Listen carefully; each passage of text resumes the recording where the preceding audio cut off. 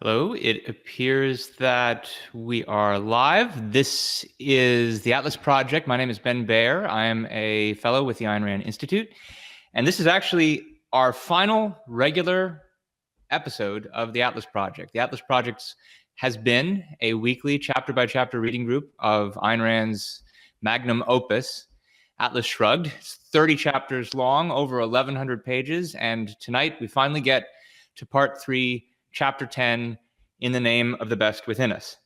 I want to make a number of announcements on the occasion here of our final episode, because even though it's our final episode, we are not finished. First is that this project was conceived of in large part as a means to an end, promoting the Ayn Rand Institute's essay contest about Atlas Shrugged. If you're a student, you can enter this contest and win up to $10,000. I've put a link in the comments section for this post on Facebook with more information about that contest, how to enter, what topics to write about. You still have a little under a month before the deadline for entries for that contest, so that's still time to finish the book if you haven't. Maybe review some recordings of the Atlas Project to bone up on what you might not have understood right away. I've also put a link in the comments section with 2 older recordings of this project, it's probably not totally irrelevant to still be able to join the Atlas Project Facebook group, where there will certainly be still a little bit more activity over the next week, because even though this is going to be tonight our last regular episode, we are having a capstone event this coming Sunday, April 22nd. It will be approximately a 6-hour series of seminars on the book as a whole, reflecting on several topics we've been sitting on that we've wanted to reflect more on from the perspective of the novel as a whole, as opposed to chapter by chapter. That will occur in New York, in Manhattan, not in the usual location where Greg, who's going to join me in a minute, is usually assembled, but not too far from there. It'll be in Midtown. I've also put a link to the Facebook event page describing the location and the directions to that event. It's on 42nd Street, and you can see the more specific details in the comment section. It'll occur between 2 p.m. and 8 p.m. on Sunday. If you are in the area and would like to attend in person, you can do so. Just go to that Facebook event page and RSVP.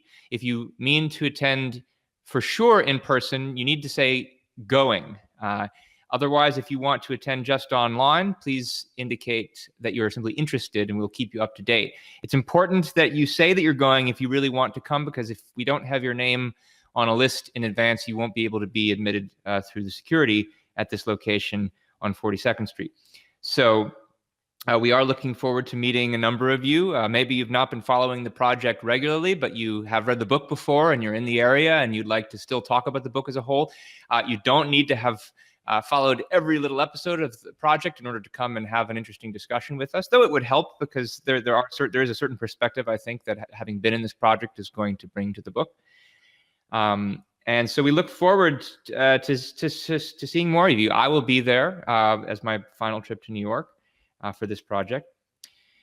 And Greg will maybe say a little bit more about that in a minute, but I did want to make one last announcement, and that is this project has been brought to you by the Ayn Rand Institute and its sponsors. And it's a nonprofit organization that functions by means of donations.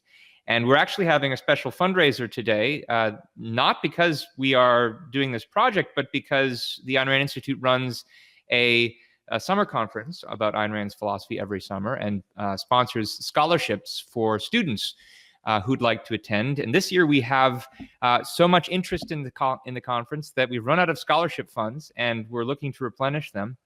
And if you can contribute by the end of the day, midnight, April 17th, this will help ensure that we introduce more young people to Ayn Rand's powerful philosophy. Every donation, large or small, helps. And I'm told that if you contribute $1,200 or more, you'll get free access to all live stream sessions for OCON 2018, which is happening in Newport Beach, California. I've also put a link for potential donors in the comments section of this post as well. and we do appreciate your sponsorship. It's because of sponsors like you that we've been able to make this kind of project happen. Not only paying for obvious things like salaries and overhead, but the space that you're about to see in Manhattan, where Greg is running his in-person session, is of course also a product of a kind donation by an ARI sponsor. So, and we are very appreciative of that. Greg, did you want to add anything about the upcoming event or anything else? I think your mic needs to be turned on. I don't hear it yet. Yeah. News alerts keep flashing by on one of the screens near me, and I just see, because of a technology problem, the IRS has extended its filing deadline one day. So all of you who are going to do your taxes tonight, right, you can take the time you were going to use to get them in by midnight to go to the ARI webpage and make a donation to sponsor student sponsorships. And then when your taxes are due next year, you'll be able to write it off. So a good use of time. All right, well, let's get started on the final chapter, and it's exciting and a little strange to be here. I remember when we were making those graphics for the ticker that goes across the screen, it just seemed so far off for the ticker to be all the way at the end, and now we're there. I'm kind of proud of that bit of graphic design, but anyway, that's another topic. So this is it's a pretty short chapter. It's got 3 sequences. The first sequence is, of course, Galt's rescue from the Project F, where he's being tortured. And, of course, by the end of chapter 9, he had already scared off his torturers, but he was still there under guard. The second sequence, we get Eddie's fate. This is Eddie's last scene in the novel. And then the last sequence takes place in the valley as the strikers prepare to return to the world. Both sequences 1 and 2 have scenes in them or elements of them that are often discussed and debated. A lot of people in particular, sequence 1 begins with Dagny Taggart confronting and then shooting one of the guards. And a lot of people over the years have asked me, and I've heard them discussing on various forums, did she really have to do that?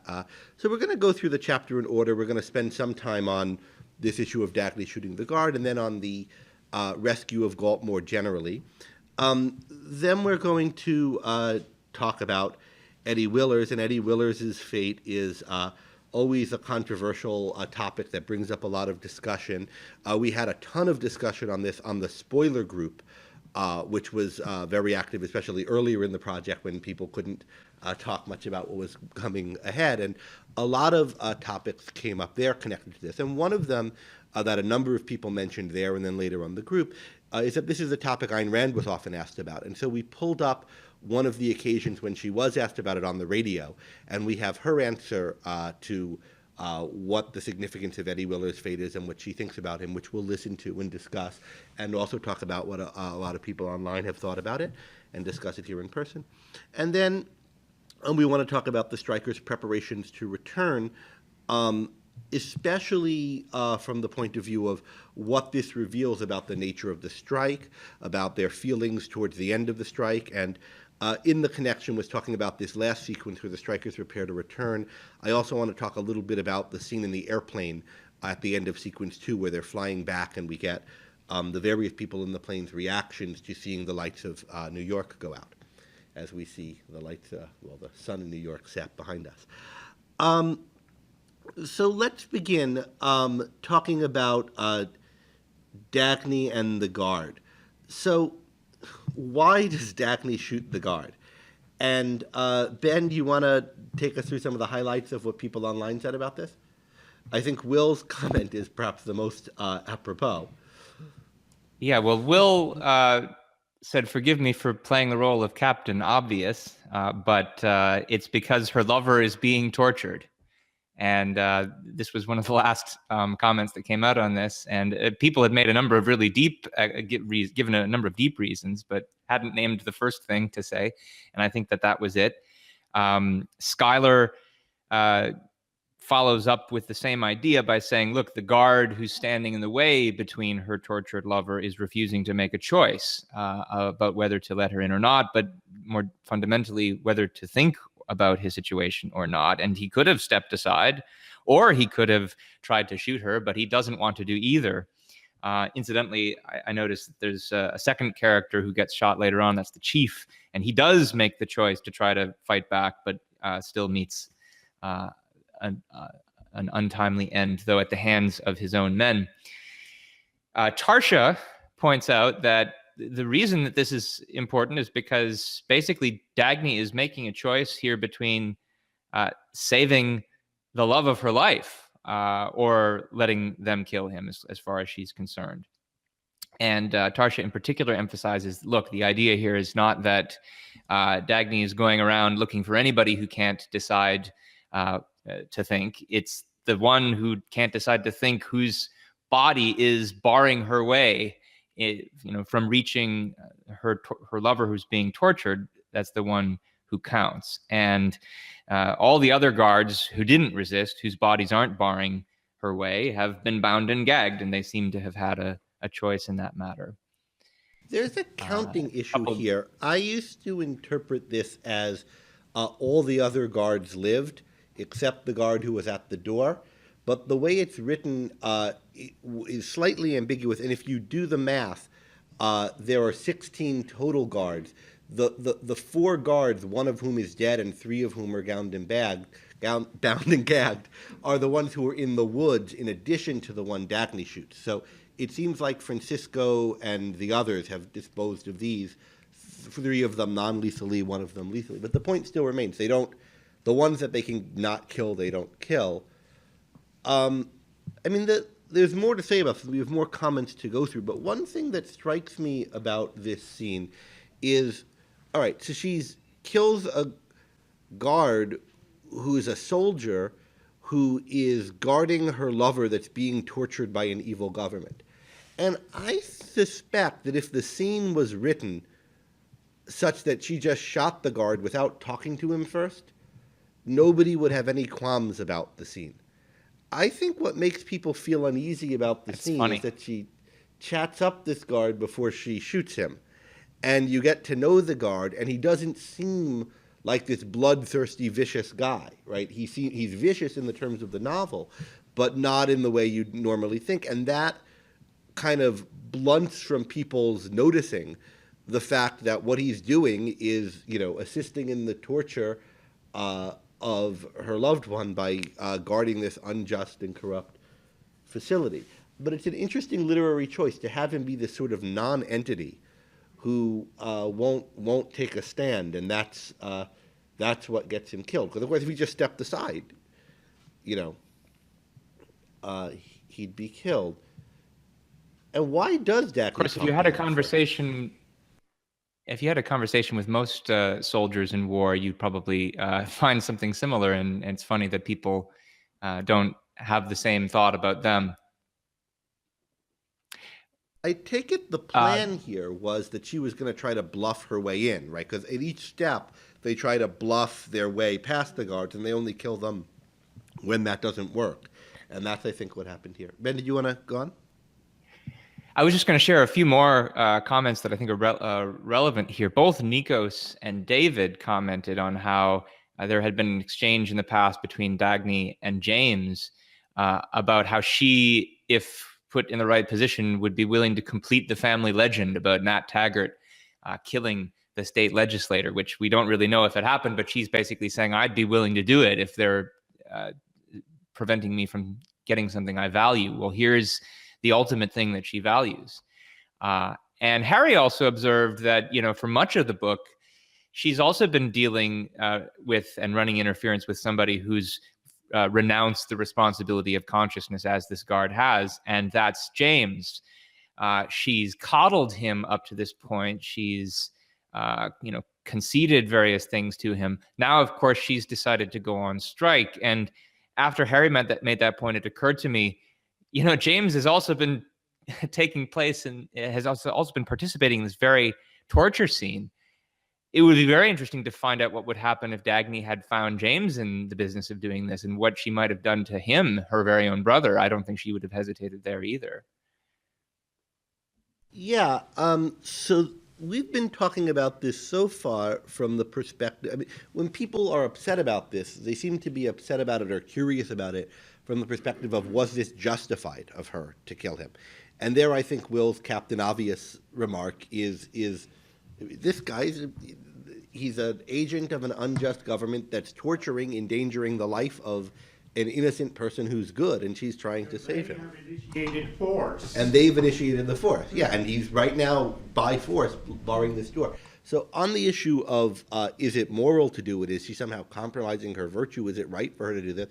I think, yeah. I think, I mean, unless you think rescues of people under armed guards when they're undergoing torture is never okay, surely it's okay now if ever. But it might not be the ideally objective, logical thing to do, but no jury would convict her of murder. well, that's Carrie Ann? I think in this context, it is the objectively right thing to do. Here's a highest value being threatened.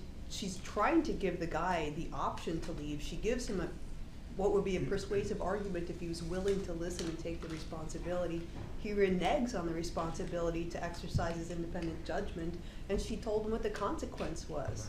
So she was incredibly charitable toward him and gave him the opportunity with an excellent argument. She's absolutely objectively justified and right in shooting him when she does. So the other interesting issue that came up on the forum is, and that we asked about, is not just why did she do this and why was she justified in doing this and whatever, but also why the author chose to include a scene like this with Dagny as the character. Maybe the point was that it would be justified to shoot a guard in this situation, but Francisco could have shot him. I think there's a significance to it being Dagny. And Rachel and Tarsha and a few other people had things to say on this. Ben, do you want to take us through their points about this? Yeah, Rachel had a pithy response. It's the only way to show that Dagny has truly learned her lesson. And Rachel, I happen to know, is a fiction writer, so I think she's making a point about how the only way to show from a literary perspective. And Tarsha gives us a little bit more. It's confirmation of Dagny having checked the final premise Axton told her to check. This presumably is the lesson that she would have learned. And what was that premise? If you recall, it was the one about whether or not everybody in the world wants to live and wants to know. And of course, what we're finding out is that this guard is refusing to choose to think, even though his life depends on it. Laura says this then illustrates how the refusal to think can have life and death consequences. And Nikos makes an interesting point that, in a way, an explanation for what's going on here has been already offered in Galt's speech. He quotes the line, "When a man declares, 'Who am I to know?' he is declaring, 'Who am I to live?'" And in fact, there is a point in the dialogue between Dagny and the guard where the guard actually says, "Who am I to choose?" And of course, what we're talking about here is choosing to know. So that is a question of who am I to live? Al, it looks like you had something. This sequence, I think, also concretizes how corrupt and evil government power has become. I mean, in a better world, if I thought someone I cared about deeply was being mistreated in a prison, I'd hire a bunch of great lawyers. I would get maybe a court order, march on the prison. Mm-hmm. In this world, it's not possible. It's a really good point. Mohammed? This is like in the middle of a revolution where like her lover is someone who planned on overthrowing the government and setting up colonial communities against it. So we're in a context of war. It's basically a war. That's it. So, Alex and Paul.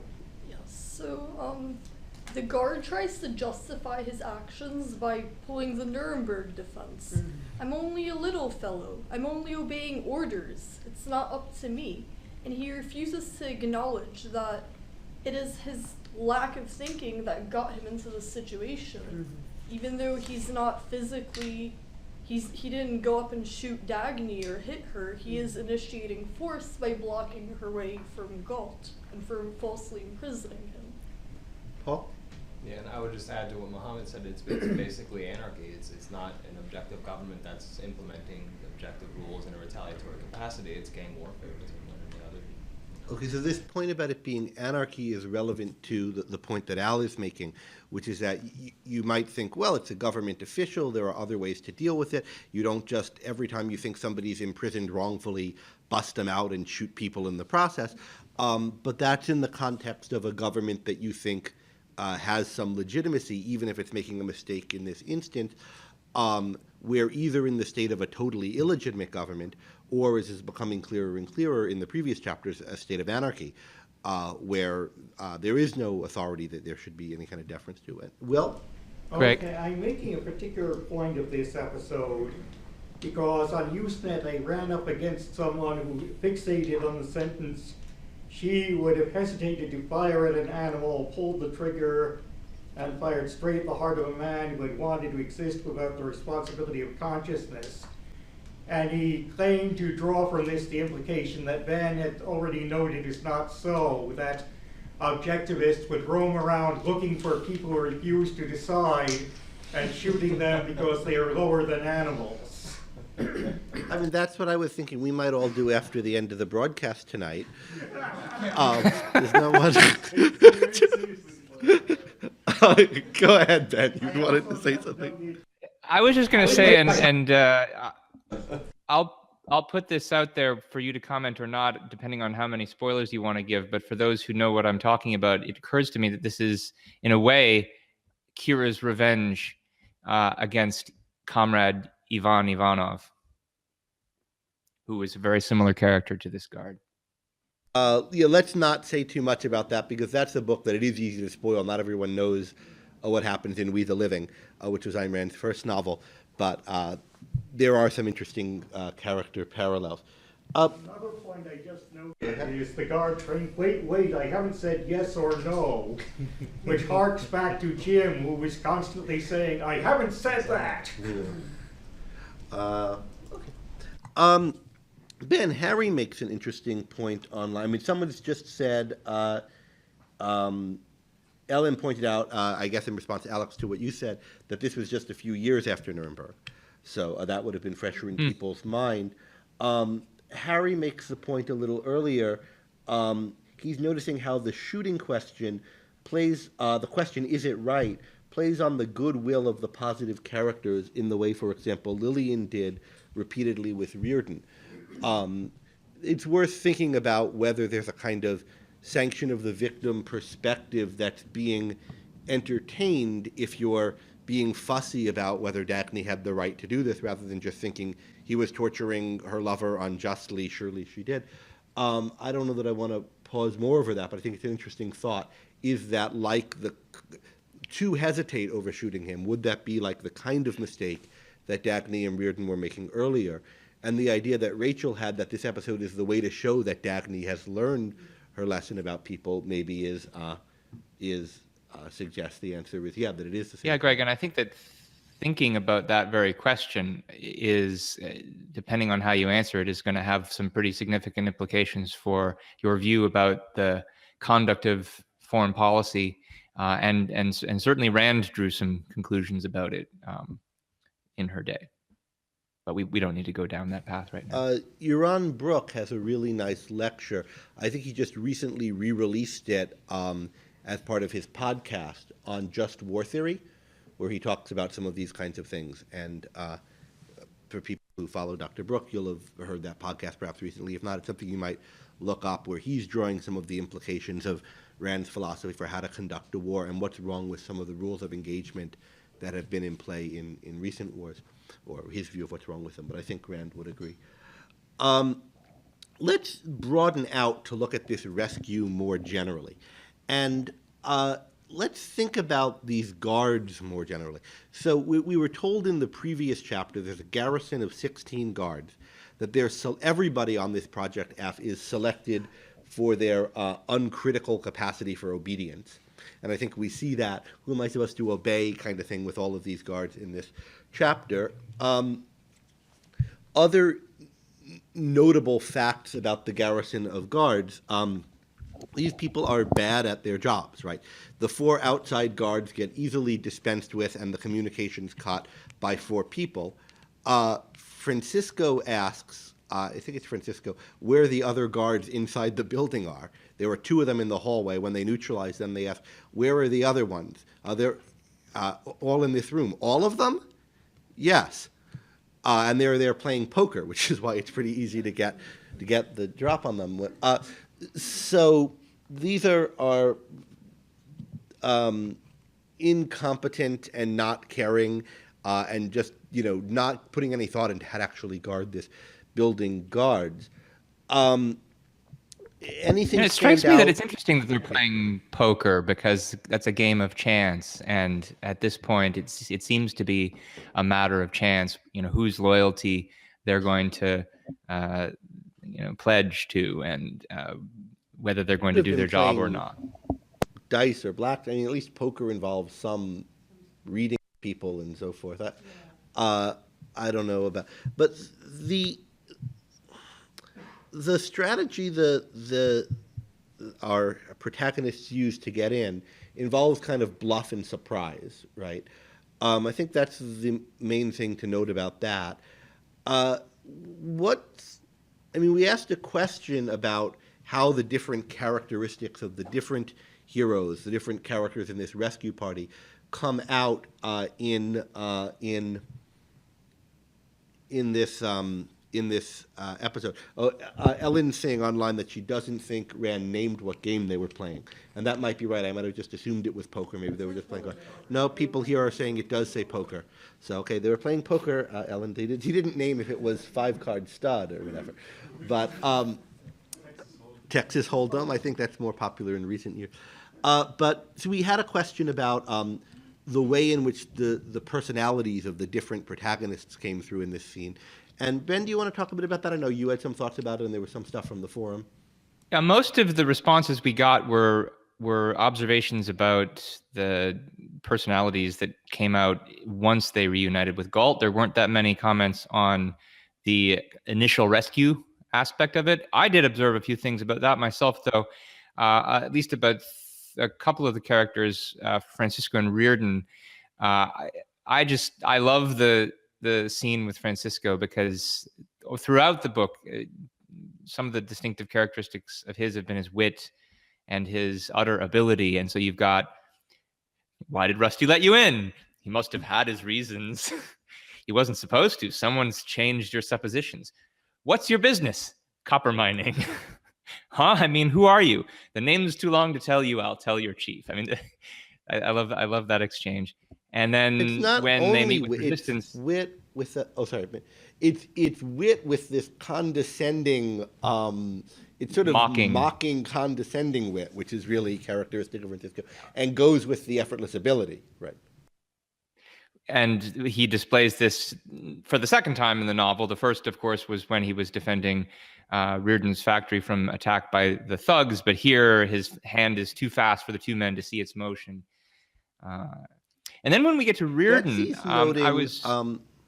Betsy's noting online that while he's doing this, we might ask, why is he bothering joking with these guards and putting them off guard? But Betsy notes that while he's having this repartee with them, he's reconnoitering the hallway, and that is, I think, also a part of it. It's part of the competence. It's part of his being in control in the situation. And I also enjoy Reardon's interactions. He's never been quite the explicit wit as Francisco, for example. But Dagny, one of Dagny's original estimates of him was lacking emotion. But then at a certain point, about 85 pages into the book, she came to realize that there was an undertone of enjoyment and lighthearted relaxation. And you see the same thing happening here. He's kind of down to business at first. Who's in charge here? But then he's being sort of chummy with these guards. I see that you're behind the times, my good man. He calls him my good man twice, and bluffing his way through this whole sequence, of course. Of course, then he takes a bullet. Yeah, Ragnar, when we see him come through, and Ragnar's not someone we know as well as these other two characters, and he doesn't have as large an explicit role in this scene, but I think you see him being sort of comfortable and at home with wielding violence in a way the others aren't. So this is, I mean, they're happy to do it given the situation. They think they're justified, and Francisco's a really good shot since he's good at everything. But Ragnar is sort of, this is his job, this is what he does. And he's the one who knows how to break the lock, and he's the one who, jumping ahead slightly, has this very daring crashing through the window melodramatic scene, which I think very Errol Flynn. Yeah, that she enjoyed the melodramatic Errol Flynn element of it. And I don't think she called it Errol Flynn. Ben just did, but I think it is very much out of the Robin Hood or one of these movies. A pirate. Yes, he's a pirate, which is a big Errol Flynn thing.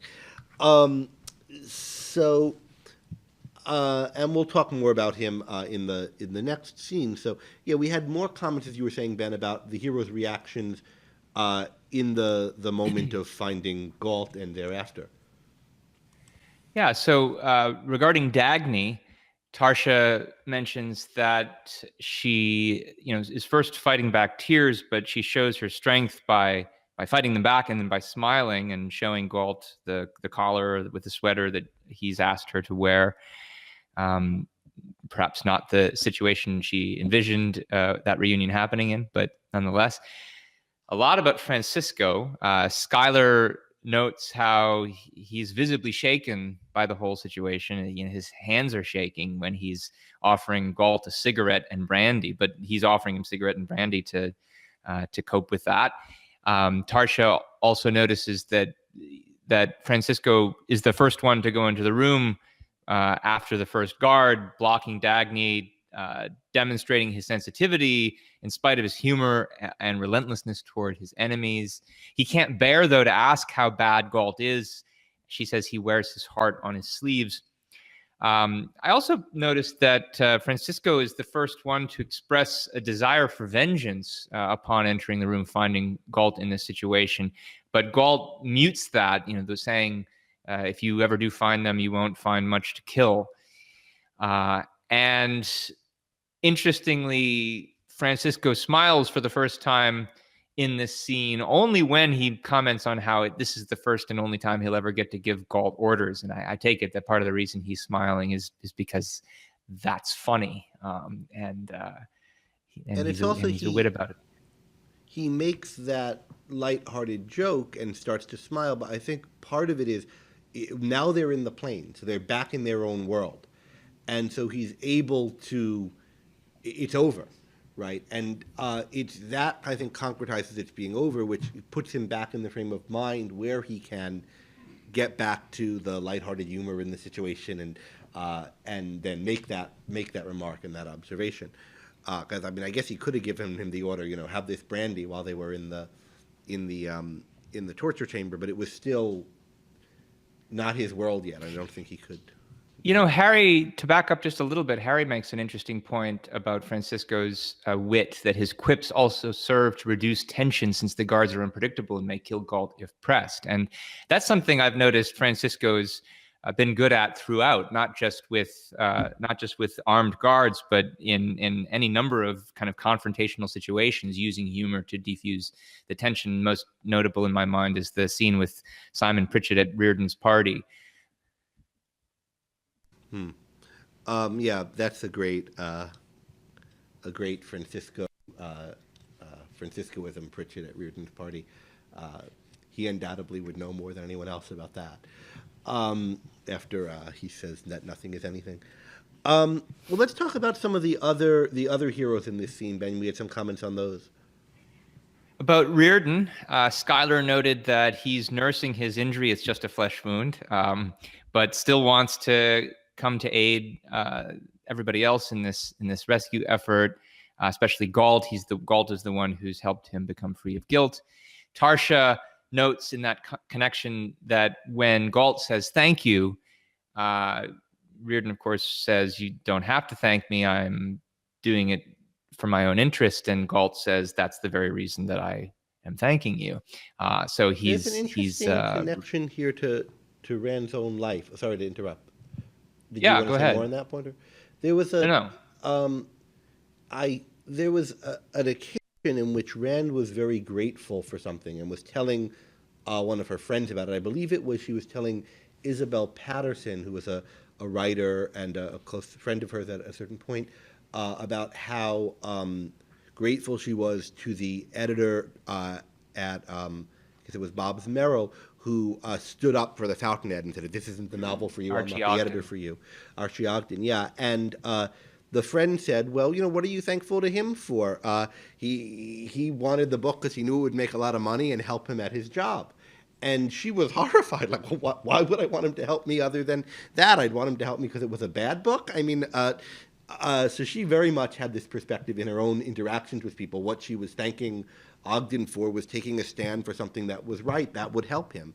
And I think we get that same perspective in Galt and Reardon. This is also the first time we see Galt and Reardon together, right? And we've seen Reardon's bond with Francisco, but just through a few little touches, it's communicated how deep a bond Reardon and Galt have formed now.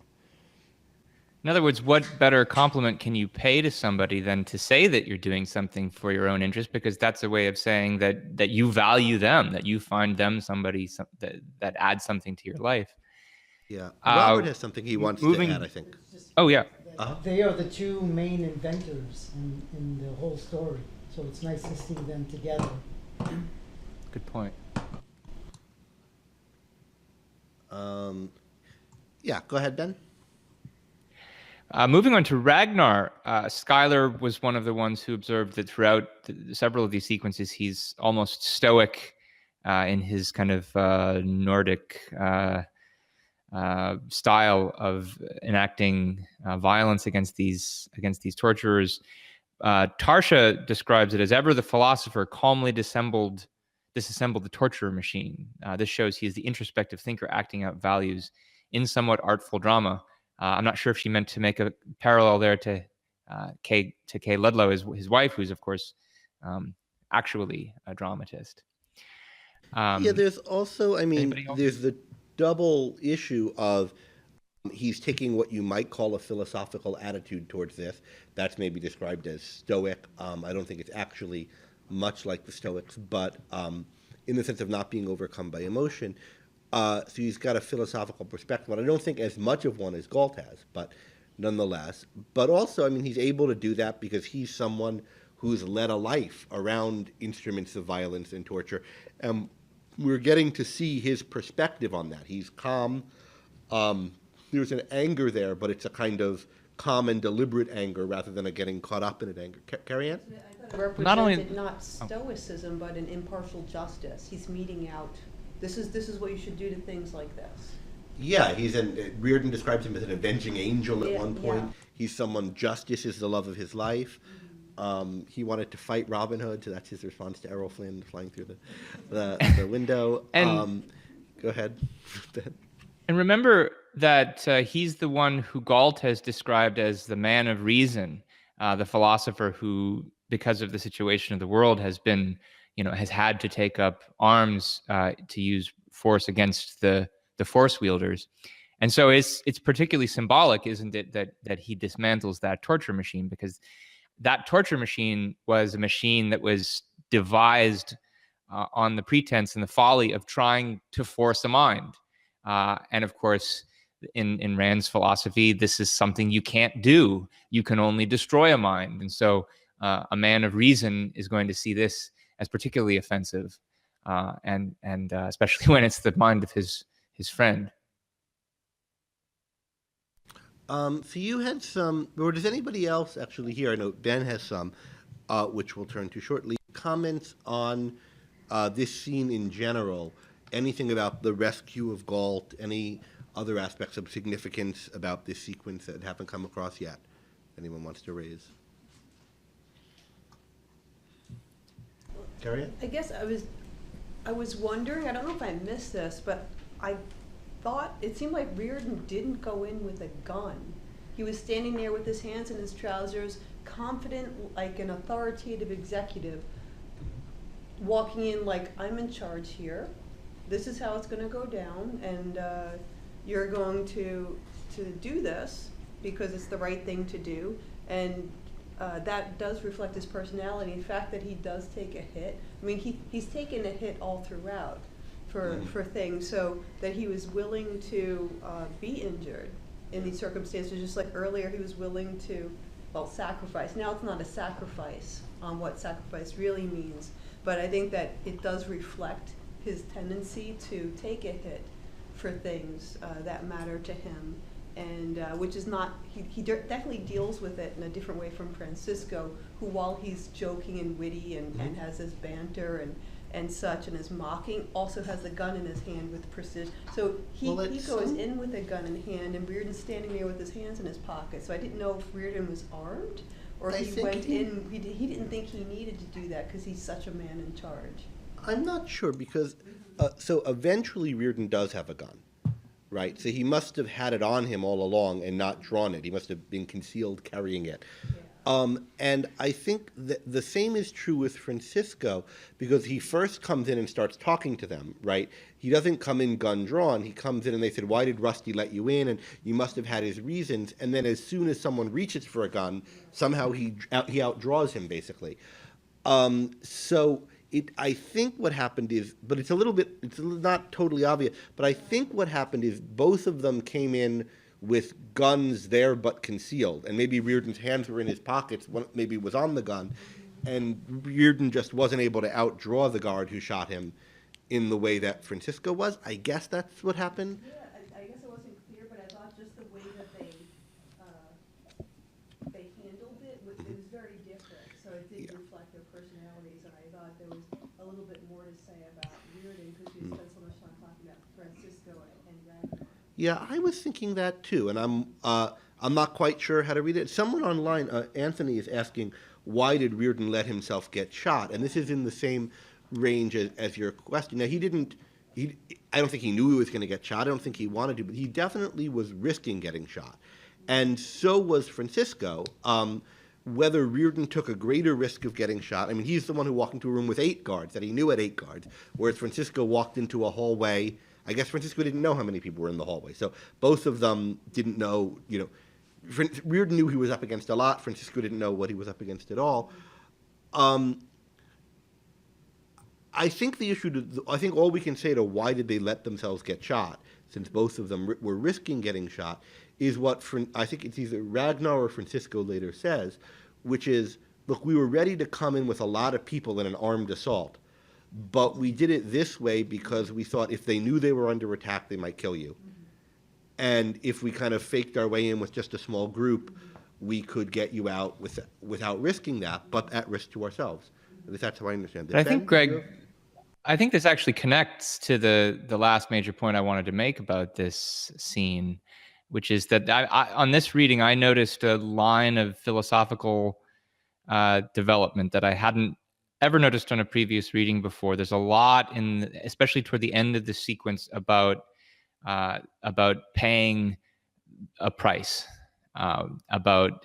this is very reminiscent of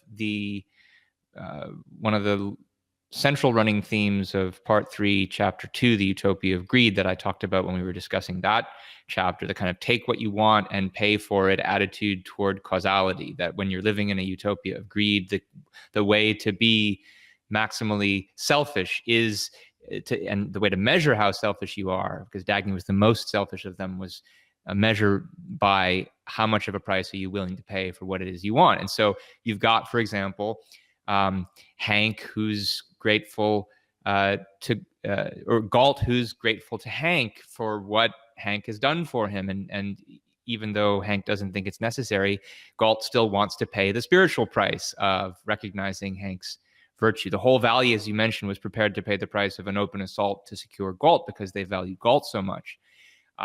Ragnar mentions how tonight will be his last act of violence, his reward for 12 years of having been this pirate. And finally, he's going to get to sit down and get back to reading Aristotle, his teacher's first teacher.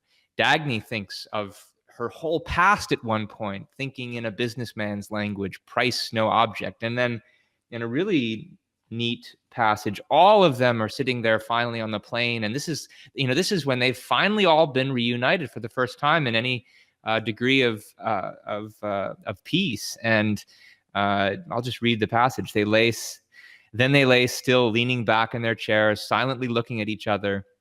Then their persons filled each other's awareness as the sum and meaning of the future. But the sum included the knowledge of all that had to be earned before the person of another being could come to embody the value of one's existence. So they each wanted each other's company and presence, but there were all these, dramatic prices that they had to pay to get it. And now they've paid it, and now they're together. And finally, at the end, Axton confesses at what the sound of his voice, I think, confesses at what cost he had to wait to hear Galt's voice again. And Galt offers his proof to his professor of a lesson well learned, which is another price he's had to pay. Of course, I'm right, Professor. It had to be A is A. Ben, that line about acknowledging the sum and meaning of the future, what page is that? Do you know? It's 1159, bottom of 1159. Okay. Yeah, I was, where is it? Then they lay still, leaning back on the chair, silent, looking at each other. It's interesting. I've interpreted that line differently than you, and I'm now wondering. So we're getting this whole scene largely from Dagny's perspective. She notices how Galt, Francisco, and Ragnar look at each other in the wake of New York having gone gone dark, and you're taking this. They lay still, silently looking at each other, to refer to the three students looking at each other. I was taking it to be a cut back to Dagny and Galt looking at each other. I think my point still applies, if that's true. I wasn't quite sure which. It does still have this. Does have still the cost and the causality element is still there, right. But it's a different spiritual meaning, even though the philosophical point you're pointing at is there in either case, depending on which. And I think it's. I mean, I have always in the past, until I just heard you say that, have always taken it as Galt and Dagny looking at each other, and I don't think. Yeah, I certainly didn't mean to exclude them. Yeah, but I think it's the two of them, because I don't think she would think of the three, Francisco, Reardon, and Galt, as this is her kind of language for romantic love, and it would be very interesting. Right.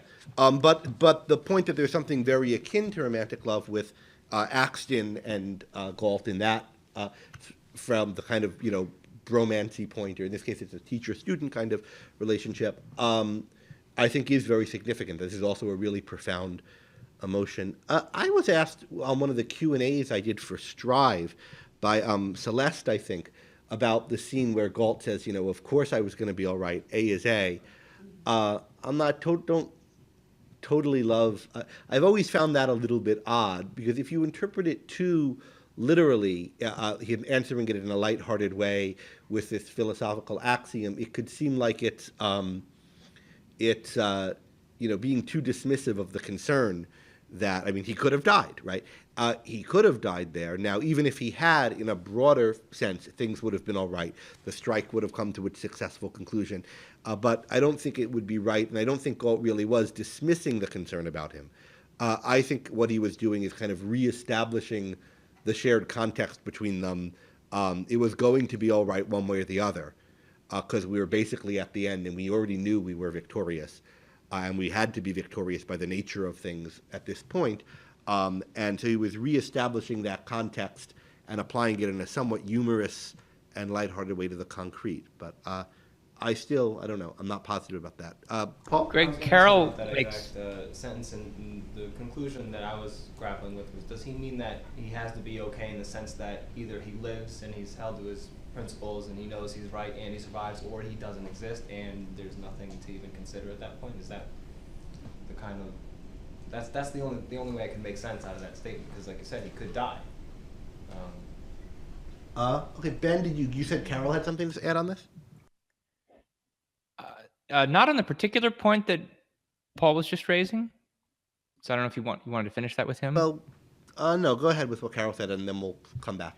Yeah. Just in the chat, she says that this whole scene, this whole rescue scene, is kind of like a reverse Christ theme to it, where Christ was willing to die for all our sins, but the people from the Gulch, are willing to die for Galt's virtues.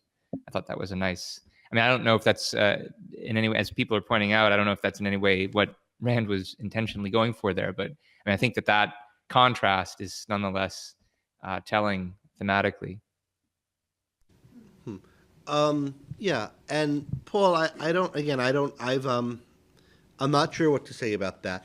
I think the literal point, the actual philosophical point here, that if you're going to really apply A as A to the situation in a way that's not with a glint in your eye, so to speak, a sparkle in your eye, is that by the nature of the principles they were following, they had to eventually win their fight, and they knew that they were near the end of their fight, and they knew that the torturers wouldn't get what they wanted by doing this torture, and that undergoing it was worth it, and so that in the grand scheme of things, they were right, and it's a benevolent universe, and we're going to be able to achieve what we're going for, and this kind of thing isn't going to defeat us or destroy us. But and that if Galt had died in this situation, it would have been, in effect, a tragic accident, but not something that should make us, change our view of the world or think it wasn't worth it. I think that's the philosophical perspective Galt has. I think there's a little bit of a having fun and reestablishing their normal lighthearted context involved in saying, of course, I had to be all right. I wouldn't have gotten too hurt in this. And, but, others can interpret it a bit differently. Robert?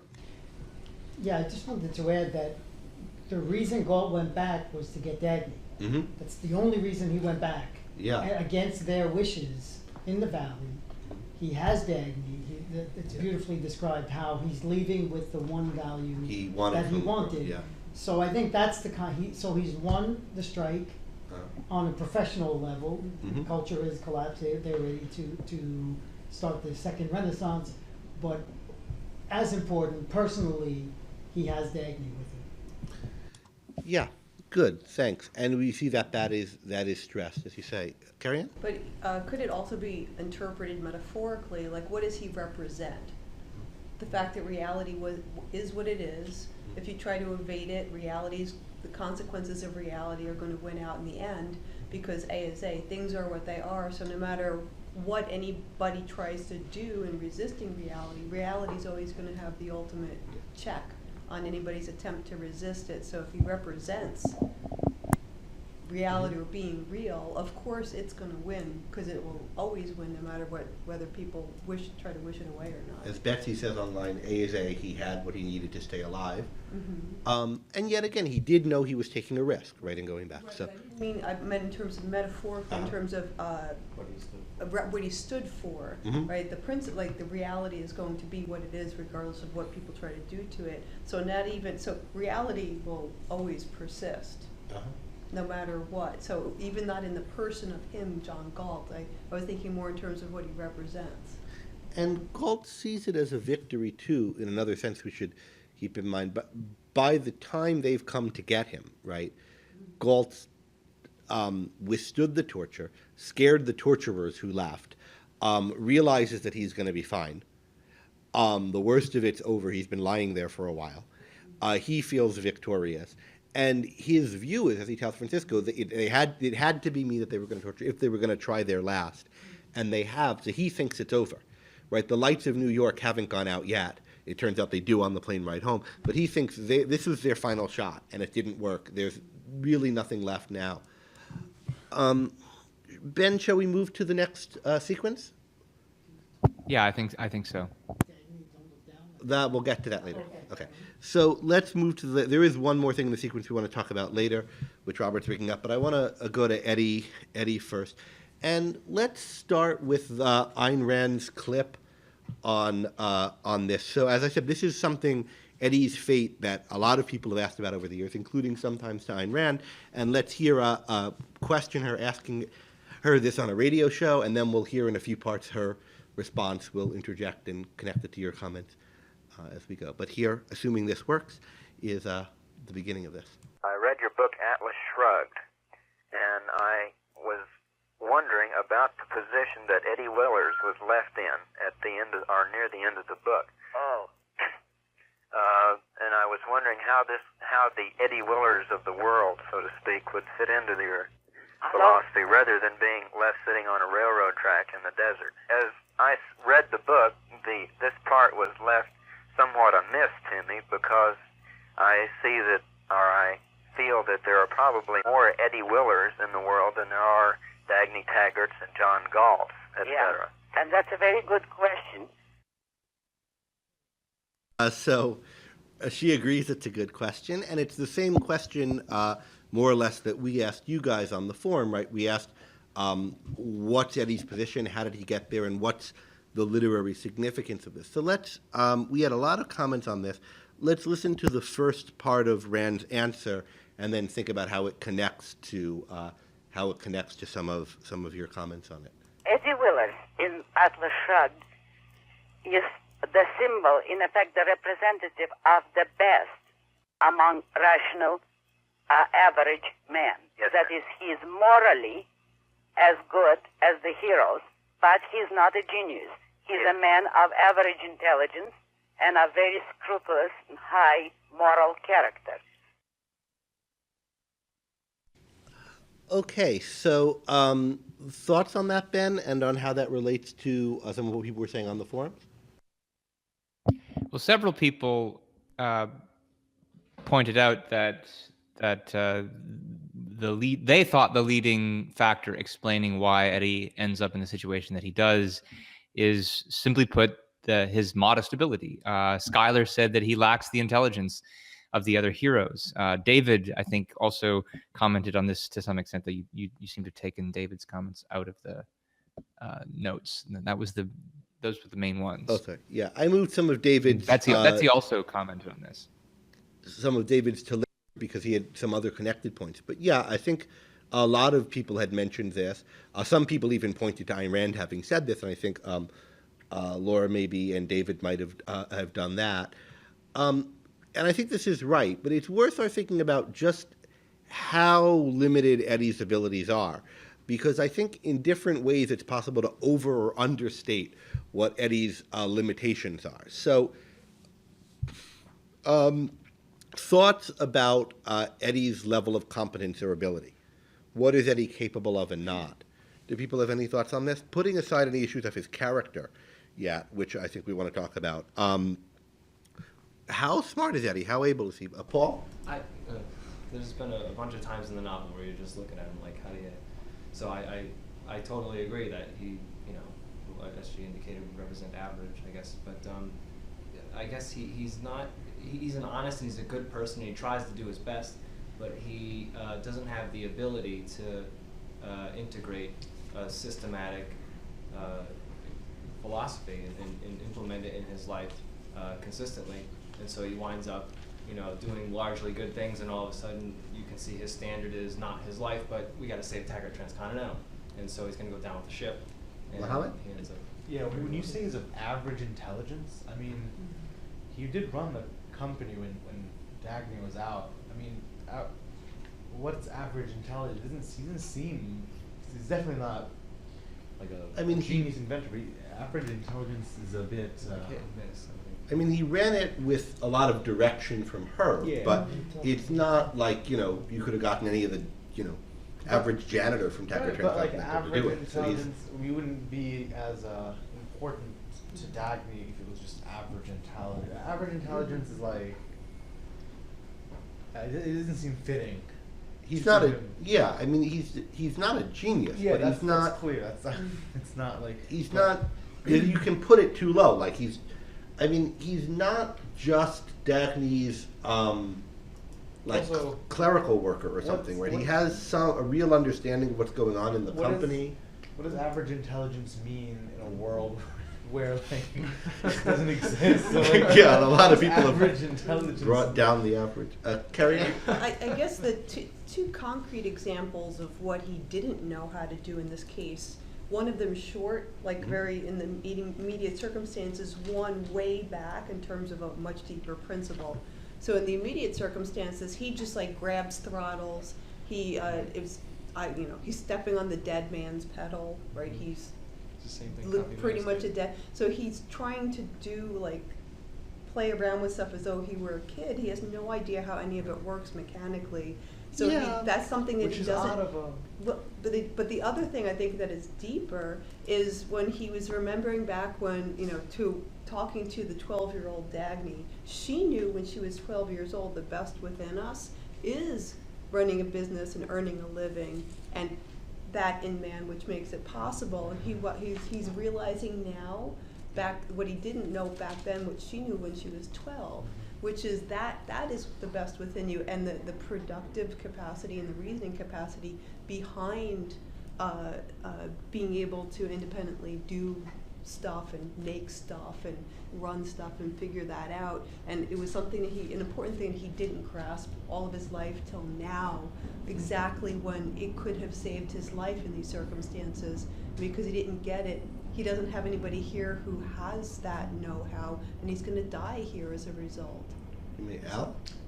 Yeah. In the beginning of the novel, I think we see him, in a sense, at his best.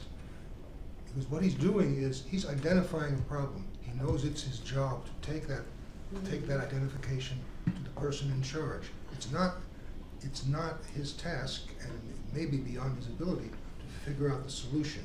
Right. But he knows what he's supposed to do, and he does it, I think, very well. Alex, did you want to comment on this? Yes. So, Eddie Willers was in the same boat as Dagny. Taggart Transcontinental was a foremost value in his life, and he kept on bearing the strain of this world collapsing, even until a few chapters ago. Dagny was trying to keep things together and keep everything running. And Eddie's still trying to do the same thing. When he goes to California, he's trying to get the Taggart Comet to work. And the section kicks off with a quote, comparing the train to being like a man who had not permitted himself to know that he was bearing too much. Some overstrained connection snapped for good. Eddie had failed to integrate all of these different stray thoughts from his head into a comprehensive plan of action. What we're getting a lot of here, and this connects to some of the stuff about character that I want to go on to talk about, is there are two themes you might notice in how smart is Eddie, or what is he capable of and not capable of. And one is sort of concrete. He doesn't know how to fix a train, and he doesn't know how to do various other technological things. And the other is there's some kind of philosophical knowledge or ability he doesn't have. On the fix a train level, let's focus on that for a moment. Ben, as you pointed out to me, Richard Halley, if he were in that situation, probably couldn't fix the train either. So it's not, now granted, Eddie was in the railroad business, but we don't know that Dagny would have been able to. There's lots of stuff she wasn't, an expert mechanic. Ben, did you? I don't remember pointing that out, but I mean, it's true of anybody that if they haven't learned something, they won't know how to do it. And that's not a question of intelligence. The question is, how easy is it for you to learn? How much time does it take? And I should mention, by the way, that one of the things that David had said in this connection was that, you see the opening scene with Eddie. There's this scene with the calendar, and he tries to think of, there's some phrase that this suggests, but he can't think of it. And then later in the chapter, he hears the phrase and he thinks, oh, I was trying to think of that phrase in connection with something, but he couldn't quite remember. And so he's got a certain limitation, the ability to connect things together. And that's part of what differences in intelligence amount to. And it's not that he's evading, it's not that he's suppressing, this uncomfortable thought from before. It's just a capacity issue. As to what Eddie's abilities are, he's able to go to California on his own to negotiate some complicated deal, to get a train running, to find the right person to be the conductor of the train. Right? That's a pretty capable guy. If you had an Eddie's someone who's fairly high up in this company. Now, it's hard to know exactly how high up he is because his office is special assistant to Dagny, so it's not, but if he wasn't that, he'd presumably be, relatively a high rank, not maybe top management, but he's someone who can solve problems on his own. He does assignments well. He's not a fool. But he's also not somebody who could build a whole railroad, invent a new metal. And now let's kind of shift to some of the character issues with him. Now, we just heard Rand say that she regards him as morally the equivalent of the heroes. Robert disagrees. I know other people do. Let's think a little bit about that. So, first of all, morally the equivalent of the heroes doesn't take any significantly immoral actions, because Reardon and Dagny both do, right? Reardon's the guiltiest man in the room, a room that includes Jim Taggart. Now, granted, the guilt is through an error of knowledge, but it's still, he makes some real mistakes and does some real things he shouldn't. So we shouldn't take moral equivalent to the heroes to mean is right on every moral issue and is always doing what the right thing to do is in every situation. But what does it mean? Because there are a lot of things people pointed out. I know Robert in past sessions, and Ben, you can take us through what some people said online that are at least seeming character flaws in Eddie. And we might want to think about how these relate to his intelligence, his character. Yeah, so Amber at one point suggested she thought that Eddie hadn't put enough oomph into his work, that he was simply accepting Taggart Transcontinental as his vocation without really defining a purpose for himself. Though as far as oomph goes, David pointed out that I think the passage you had just mentioned, that he had never worked so hard in his life trying to get trains out of San Francisco. Ron said that he thought Eddie was lukewarm. He wasn't a maker or a taker. He probably died in the desert. His loyalties were to Taggart Transcontinental over himself. He was content with mediocrity. That's, I think, both of those points are similar to things Robert has said in the past. Following up on that same idea, LV suggests that Eddie has a kind of inferior self-image. He's a follower, not a leader. But David points out that this don't let it go attitude that he's exhibiting in the final scene doesn't sound like somebody who's just following. Indeed, of course, he refuses to go with the wagon train that's led by this carnival barker.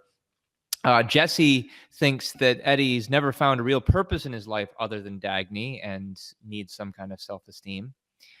And also Seamus argued that not just that Eddie lacks intelligence, but that he's making a senseless sacrifice when, in spite of having heard Galt's speech, he decides to go to California, which Seamus seems to be interpreting as a kind of suicide mission. Suggesting that Eddie is too dumb to live. That seems a little harsh to me, Seamus. But what do the rest of you think? I agree. Too dumb to live is at least it takes a lot of intelligence to live, and he might not have the tremendous amount it takes to do it in a world where the strike is happening and you don't have those people to support you. But too dumb to live, I think, is pretty harsh. Let's try to. Well, Robert, did you want to say anything more about the flaws in any? Yeah. So, I think I maintain chapter 1. He accepts the role of a feudal serf, and the last scene he's still a feudal serf to Taggart Transcontinental. I'm not convinced he's changed in any major way from that role. As a contrast, Gwen Ives, if you talk about a competent assistant, Gwen Ives can predict what Reardon wants to do. Let's order this before they change the law, and let's do this. She's active. I think Eddie Willis is passive in places when he should be active. Now, I think he's absolutely fabulous against the looters. He towers over them, but initiating what Taggart Transcontinental needs, or even learning things about Taggart. He's been around trains his entire life, and I don't see the curiosity. Oh, why, Dagny? Why does this do this? And that's what's missing. And one of the ones that Ben read. I think self-esteem is a major issue with him, which is why I can't say morally he's the equivalent, because I don't see self-esteem. Can I say something? Reeking out of Ed Willers. Yeah, go ahead, Ben. Well, one is that I think you have to take the feudal serf language as somewhat in jest. And I mean, you can find Dagny saying very similar things, both about her role with respect to Taggart, but also with respect to Francisco. I mean, isn't there a line early in the book about how, James asks Dagny why she always is so submissive to Francisco, and doesn't she say, well, because he asks me to be, or something like that? Like, why don't you wash his shoes? And her answer is, because he hasn't asked me to. Yeah. Right. So we're not assuming that Dagny's. There might be other reasons why Eddie's got low self-esteem, but I wouldn't follow that just yet as a good reason. Also, I totally disagree just on the concrete issue, putting aside the character issue, but on the Gwen Ives anticipates and is active of Reardon in a way that Eddie isn't of Dagny. Eddie knows what she's going to want. When Dagny comes back and starts looking for particular people to help after the tunnel disaster, Eddie immediately jumps to the names of all the people it's going to be. And this one's gone, this one. So he knows who she's going to ask for because he knows who's important. He knows what to tell Clifton Losi about what Dagny would do in various situations. So he's... Dagny says he knows his work and mine. I think there are a lot of situations in which he's anticipating her. Now, it still might be that there's something he's not doing at a more spiritual level, or he lacks self-esteem or something. But I don't think we see evidence that Gwen has a kind of ability as an assistant or activeness that Eddie doesn't. We do see that she goes on strike and he doesn't. But then Reardon's gone on strike and Dagny hasn't. Carrie Ann?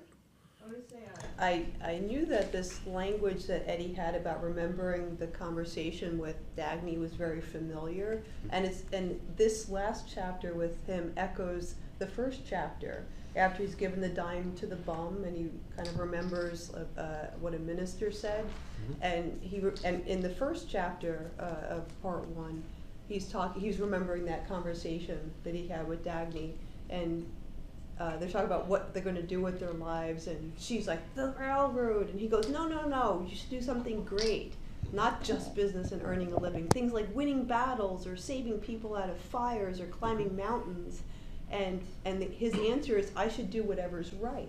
So he's like the guardian for the good, but without ever understanding that he needs to figure out what the good is. Yeah, the minister said we should reach for the best within us. What do you suppose is the best within us? And Dagny's response is to be disinterested as she looks down the railroad track. And Eddie's realizing in this last scene that she had a view of the best. So Eddie's someone who's really committed to morality. And has some sense of what's right. That's significant. I mean, it's not like he knows when people are being dishonorable and so forth.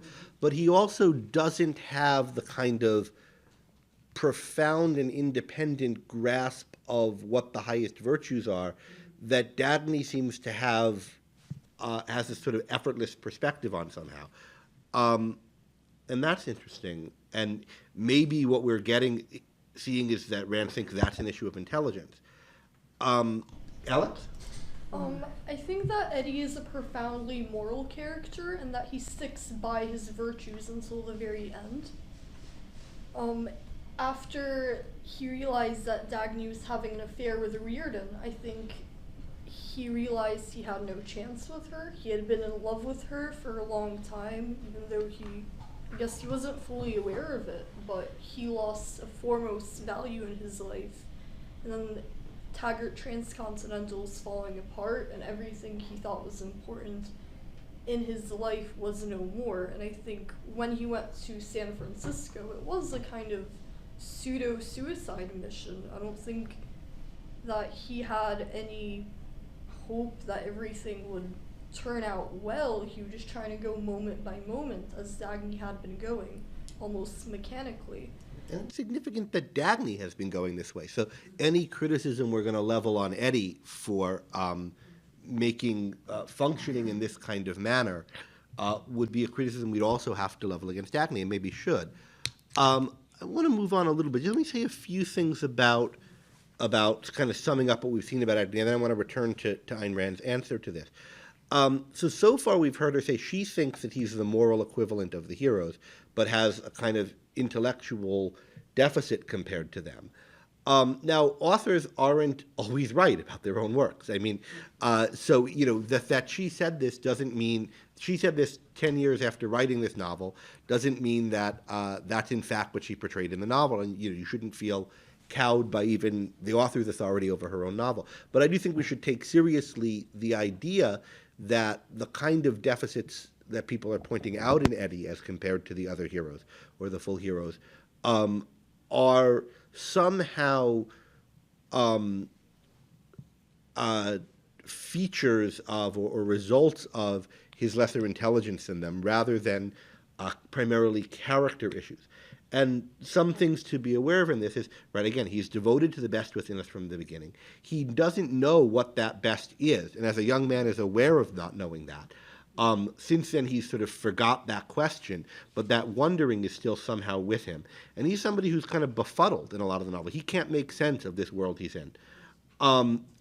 There's also what a lot of you guys are pointing out. There's something different about the way he holds his values than the way Dagny holds them, or the way Reardon holds them. And there's some way in which they seem to be coming from without, right? Even if he's not slavishly following other people's directions, he really values the things that he values. From ocean to ocean forever, the Taggart slogan, feels like a prayer to him. There's kind of this religious language. Now, there's religious language in Dagny's devotion to the railroad, too. But there's something different about it. There's a different feeling to it, I think, that somehow Eddie, people have talked about him being an intrinsicist about these values. There's something that seems less personal about them. And it's hard to exactly pin down what that is, because these things are very personally important to him. They're his life, his childhood, but there's somehow less of a distinctive perspective on the values in him. They're less out of the ordinary in his case. They're less something. And I think we want to think about what that is and how that relates to his intelligence and to his character. He's certainly not ambitious in the way that the heroes are. There's a way in which he's timid that the heroes are not. Think about Dagny and Eddie's reactions to Francisco when they're kids. Francisco makes Eddie feel safe. She makes Dagny feel a sense of danger, right? And they both like him for that. And that's interesting. We should think about whether this is the result of just average ability. And Ben, you had some thoughts comparing Eddie in this respect to some of the other characters. Well, mainly to Cheryl, and I've made this point before, and in certain ways it connects with the point that Alex was just making. And that's that, well, look, I mean, Cheryl also gets advice of her intellectual superior. She gets Dagny's advice before she meets her end. That's still not good enough for her. Now, granted, there's a big difference between few minutes conversation and hearing Galt's speech, but even still, I mean, Dagny's example is not enough to keep Cheryl motivated. And so is one issue is self-esteem, but another issue is kind of will to live. And his mission to San Francisco has been described as a kind of quasi suicide mission. And he does tell Dagny in the earlier chapter that he couldn't quit. He doesn't want to make a new start. He can't, not after everything he's seen. I do think it's a good question of what is he talking about there? What is it that he's seen? Is it just that he's lost Dagny? That's probably part of it, but it's also that he's got this appreciation for evil that the others haven't been able to muster. And perhaps that's because he doesn't have this raw ability that the others have. And so the evil seems more threatening to him. And, one thing that occurs to me just now is, I think this is going to come up in the next clip that you're going to play, is part of what Rand sees Eddie symbolizing is the way in which the man of average ability needs to depend on the kind of intellectual overflow of geniuses. But could it be that there's a kind of emotional, spiritual component or counterpart to that same idea, which is that people of average ability also need to rely on their betters for inspiration in a way that others don't. And, when they see better people being defeated around them, even when they're the best of the people, that this might not be enough for them to hold out hope. Yeah, and we've seen this issue of inspiration and characters' need for inspiration a lot earlier in the novel, right? Dagny has been the inspiration for so many people, but sometimes she needs it. And likewise, Reardon has a crises at a few points of inspiration. Al, did you have something you wanted to Yeah, say? one of the things I really liked about Eddie at the beginning of the novel was what I saw as his interest in and respect for facts. He looked around him. He didn't know why certain things bothered him, certain things he saw, the crack in the building. He didn't know why he was thinking of the oak tree, but he was aware of his own feelings. He was aware of what he saw. He didn't evade. On the other hand, he didn't elevate his emotions into absolutes. He was not an emotionalist, and he was a tremendous contrast with Jim Taggart, right? And there's a lot of virtue in that, and I even think self-esteem is involved in that. There might be a respect in which he doesn't have the kind of intellectual self-confidence that the heroes do, but then he's a less powerful intellect. But he has the confidence to trust his mind when he sees something that's a fact and not to be cowed by someone else's authority. And also, how many of us, before we achieved a certain level of learning, and particularly through objectivism, knew what kinds of facts we had to pay attention to, which were important? How many of us would know that we really should think about why we're thinking of something like the oak tree? And how many of us know it now? I mean, even people who have had the benefits of this kind of books to read and think about. I want to just to review what we've heard Ayn Rand say about this already, right? She regards Eddie as a moral equivalent of Galt or Dagny or Francisco or Reardon, and yet lacking some abilities that he has. And he's kind of a representative of this kind of person. I think what we'll do is let's listen to the next segment of Rand's answer, and then, Ben, I think right after that I'll cut right to you and you can talk about some of the comments that connect with that and any other thoughts you have on it. So that's, Okay. That's how I'm setting up the switching system now. Now, Eddie Willers is the first and the worst victim of any sort of dictatorship, statism, or collectivism. Eddie Willers can survive only in a free society, in a society where the Hank Reardons and the John Galts and the Dagny Taggarts are free to function. He is at his best, and he carries his own weight, and he works productively in their kind of society. But he is too good to be able to survive or compromise with a collectivist state. In a collectivist state, he necessarily has to perish. He doesn't have the intellectual or spiritual resources to be fully independent and to vanish or to escape. He cannot stand on his own, but he cannot compromise with the evil around him, and therefore he perishes. So we had a few people comment on how Eddie was a victim here. Laura points out that Rand herself, I mean, she's, I think, thinking about the very interview that we just heard. Rand thinks that his fate is there to show what happens to good men of average ability when the people of great ability aren't around. David says that, David recounts the part where Eddie is imagining the chances of primitive men recreating the motor of an engine. And this is connecting to Rand's point that the survival of those lacking ability depends upon chance. There's another conversation we could have later, perhaps, about the role of chance. David also points out that as far as Eddie's concerned, the train seems to break down for no visible reason, similar to the way the rot inside the tree is not visible to Eddie. So it seems like a betrayal to him. I think you wanted to break in at this point, Greg. Yeah, just good. So we heard the clip about in effect, Eddie as the victim here, and I think we heard a lot of talk about that. But why exactly is Eddie the worst victim of this kind of a state? And I think we get some really interesting insight on that from Rand in this clip. it's because he's sort of too good to participate in the evil system, and yet not doesn't know what to do to buck it, doesn't have an idea of an alternative to it, doesn't have a doesn't know how to go out and start on his own. And part of that, I think, is practical knowledge he lacks. He doesn't have the skills maybe to form an independent community. But I think part of it is also meant to be the moral knowledge. And what struck me as really interesting is that she says that Eddie's not able to be independent. Now, independent is a moral virtue. So if we mean it in that sense, she can't mean that he doesn't have the moral virtue of independence and yet is morally the equal of the heroes.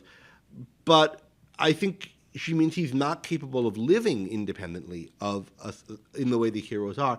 And what she says in particular is that he lacks the intellectual and spiritual resources to be fully independent. And that is really interesting. If you take seriously the idea that values come from a mind, right, and that your whole way of living, what you value, what you care about, all comes from your mind, and it can come from other people's minds to some extent. Other people can figure out what's valuable or can figure out ways to live and ways to exist and things you can make your life about.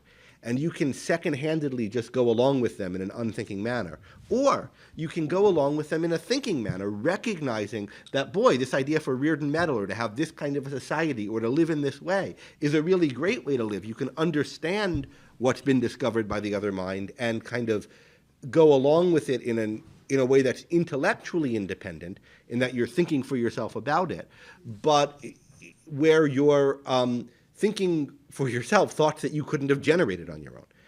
And I likewise think there's a way to do that with values. Eddie couldn't come up with a new idea for like a new railroad or a new type of metal, project a different kind of future that nobody had thought of before, and then set himself to achieve that kind of future.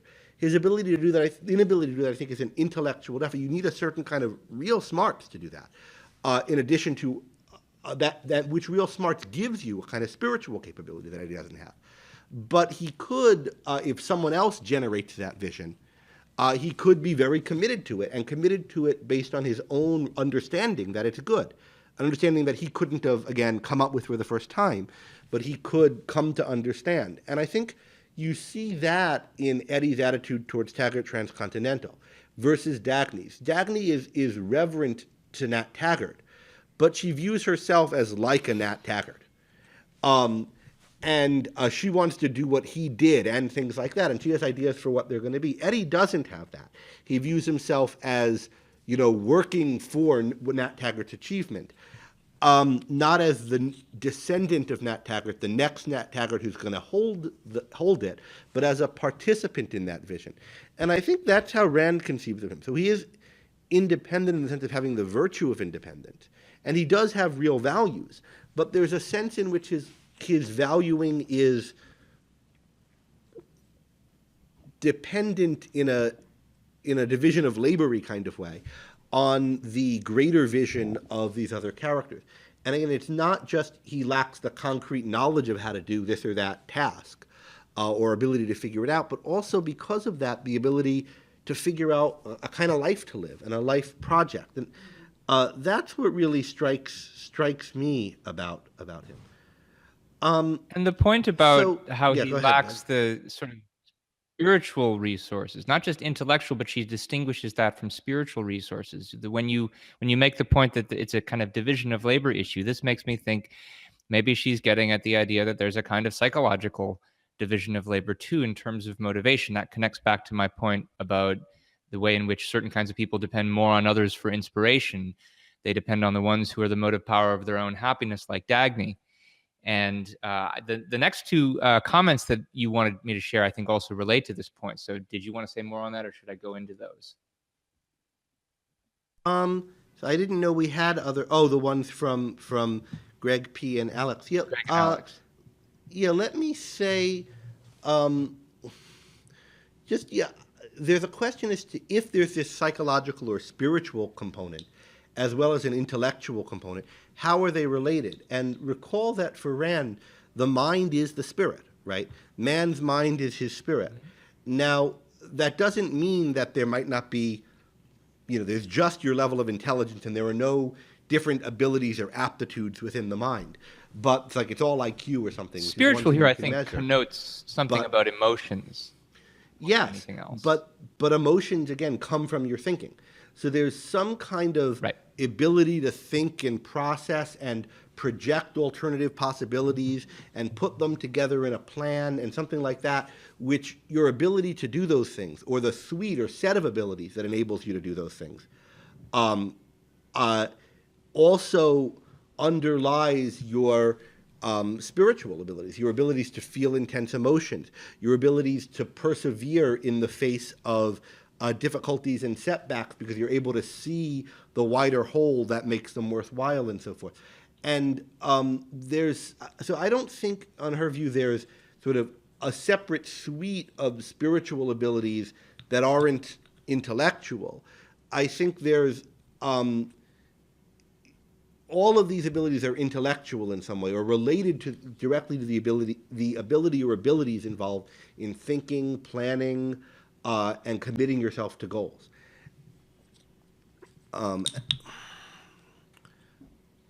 Let's talk about Greg. The other remaining comments. And these are ones you picked out, but anyway. Yeah. So here's the place they go. The other Greg P. Argues that Eddie was gulch-worthy, interesting turn of phrase, at an earlier point in his life. He was, however, too beaten down by the looters to continue. He was like Frodo upon returning to the Shire after destroying the One Ring. The Shire had been saved, but not for him. Some wounds don't heal. Now, I should point out that it's one thing whether he's going to make it to the Gulch based on his intellectual and spiritual resources. It's another thing to talk about whether he's worthy of it. I think Greg P. might be running those two together. But then Alex, who commented earlier there in New York, also made a similar point in the earlier discussion online. She says, after he realized that he had no chance with Dagny, and that the railroad was collapsing with the rest of the world, he lost his desire to live. When faced with the option of joining a caravan of covered wagons or staying alone to die, he chose the latter. And here, as she quotes an important point, which we haven't talked about before, he felt like the captain of an ocean liner in distress who preferred to go down with his ship rather than be saved by the canoe of savages taunting him with the superiority of their craft. Even if help had come along after, I don't think Eddie would have chosen to join them. He chose his fate, she suggests. Yeah, there's the issue of if Eddie, and this is a point, Ben, you've raised a few times in the past, this idea of Eddie being too beaten down or defeated. You've stressed the issue of, he said, after all I've seen, I don't know if I can.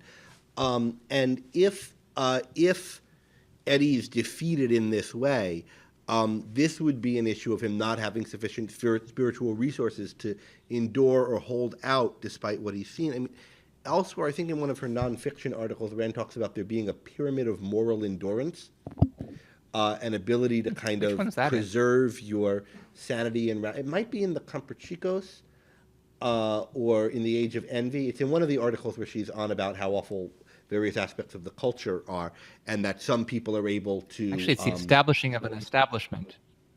Okay, the establishing of an establishment. It's somewhere where she's on about how the bad state of the culture, and of course there will be some people who, despite this, will be able to persevere and retain a human stature and be independent thinkers, but most people won't. It takes a lot of you to manage to function in this kind of environment, and Eddie is someone who doesn't have as much of that as the heroes do. Someone, Alex mentioned in her comment earlier today, the choosing not to go off with this caravan. Someone online in the comments just now asked if this amounted to him choosing not to live. It's an interesting question. I mean, he's not convinced this caravan is going to come to anything, right? He looks at the people in the caravan, and he says they look too mean to start their own community and not mean enough to become a robber gang. So he thinks that these are people who are in a similar boat to him. They're not going to last very long. Either way. They won't last very long. So I don't think he's thinking he's really giving up an opportunity to get anywhere with this caravan. He thinks they're just other people who are going to be stuck and stranded. Now, I suppose he could come up with some plan to try to get them to lead him to the nearest town, but let's move on to, let's just listen to the last part of Rand's answer to this, which is about the significance literarily of this scene. So we've been talking about why Eddie in the world of the novel ends up in this situation. But, she could have written the novel differently and had him, somewhere else. So let's just hear her on that. The reason why I left him in that position is precisely to arouse the question which you asked. In other words, I wanted to tell the reader, here is the position of the best among average men. If the Dagny Taggarts or the Golds happen to come along, they will save him. If not, he will perish. But he cannot survive in a collectivist state. So that he doesn't die necessarily, but his fate, in effect, is left to the reader. If you do not want him to perish, you better think over your ideas, check your premises, and advocate a free society. He needs it more than anyone else. As to the geniuses, they're self-sufficient. They'll escape anyway, but Eddie will perish. Okay, so we should be back now. Any thoughts specifically on that? Or we've heard now the whole of Rand's answer to this. So does anyone have any thoughts on Rand's comments on this?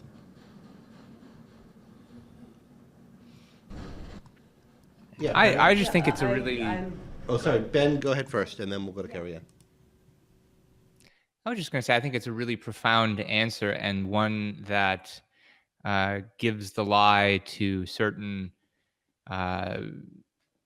caricatures of Rand's views and of Atlas Shrugged in particular. The idea that she's somebody who wants to crush the weaklings beneath the boots of the titans, and what she's saying here is that the average people need freedom even more than the titans do. And one could argue that this applies to a number of other issues. I mean, they need the intellectual munificence of their betters more, and they need this kind of spiritual fuel more, and all of these things I think go together.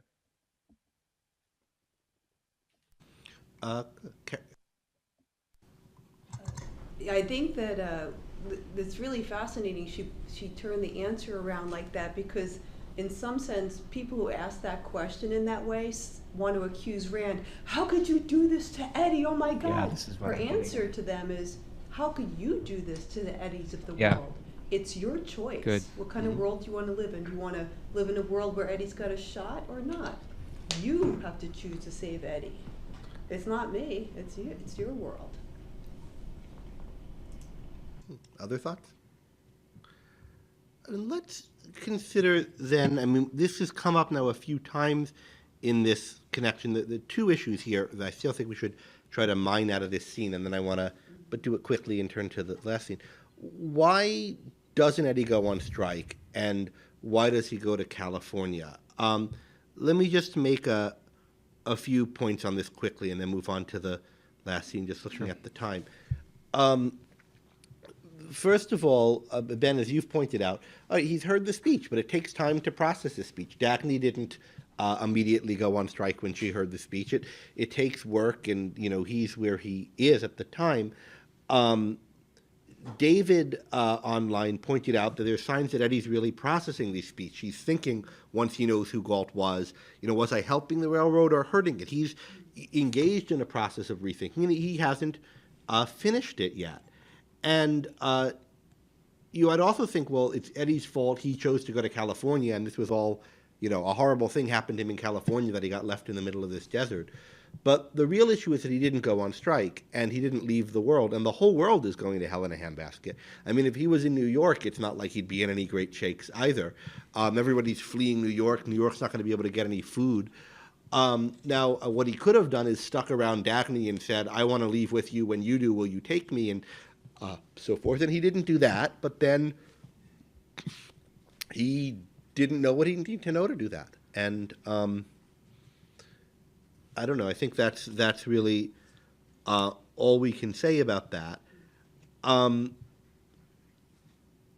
The other question is, I mean, he didn't realize what the best within us was at the beginning of the novel. That's what the lesson Eddie draws from the scene at the end, right? That Dagny knew back then and he didn't.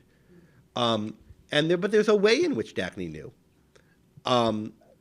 She was devoted to that. She had a kind of independent vision of what she wanted out of life that kind of was based on a kind of recognition that industry was what was best and what it stood for. So business and making a living, and that in man which makes it possible, right? Which is how Eddie puts it now at the end, is the best within us.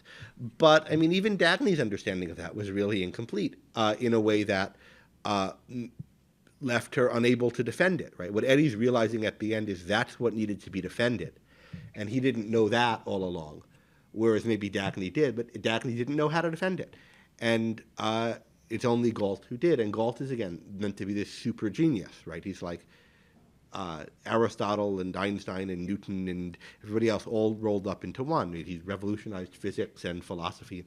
So it's a real achievement that Dagny has and that Galt has even on top of that Eddie lacks. And I don't think we should think of him as some,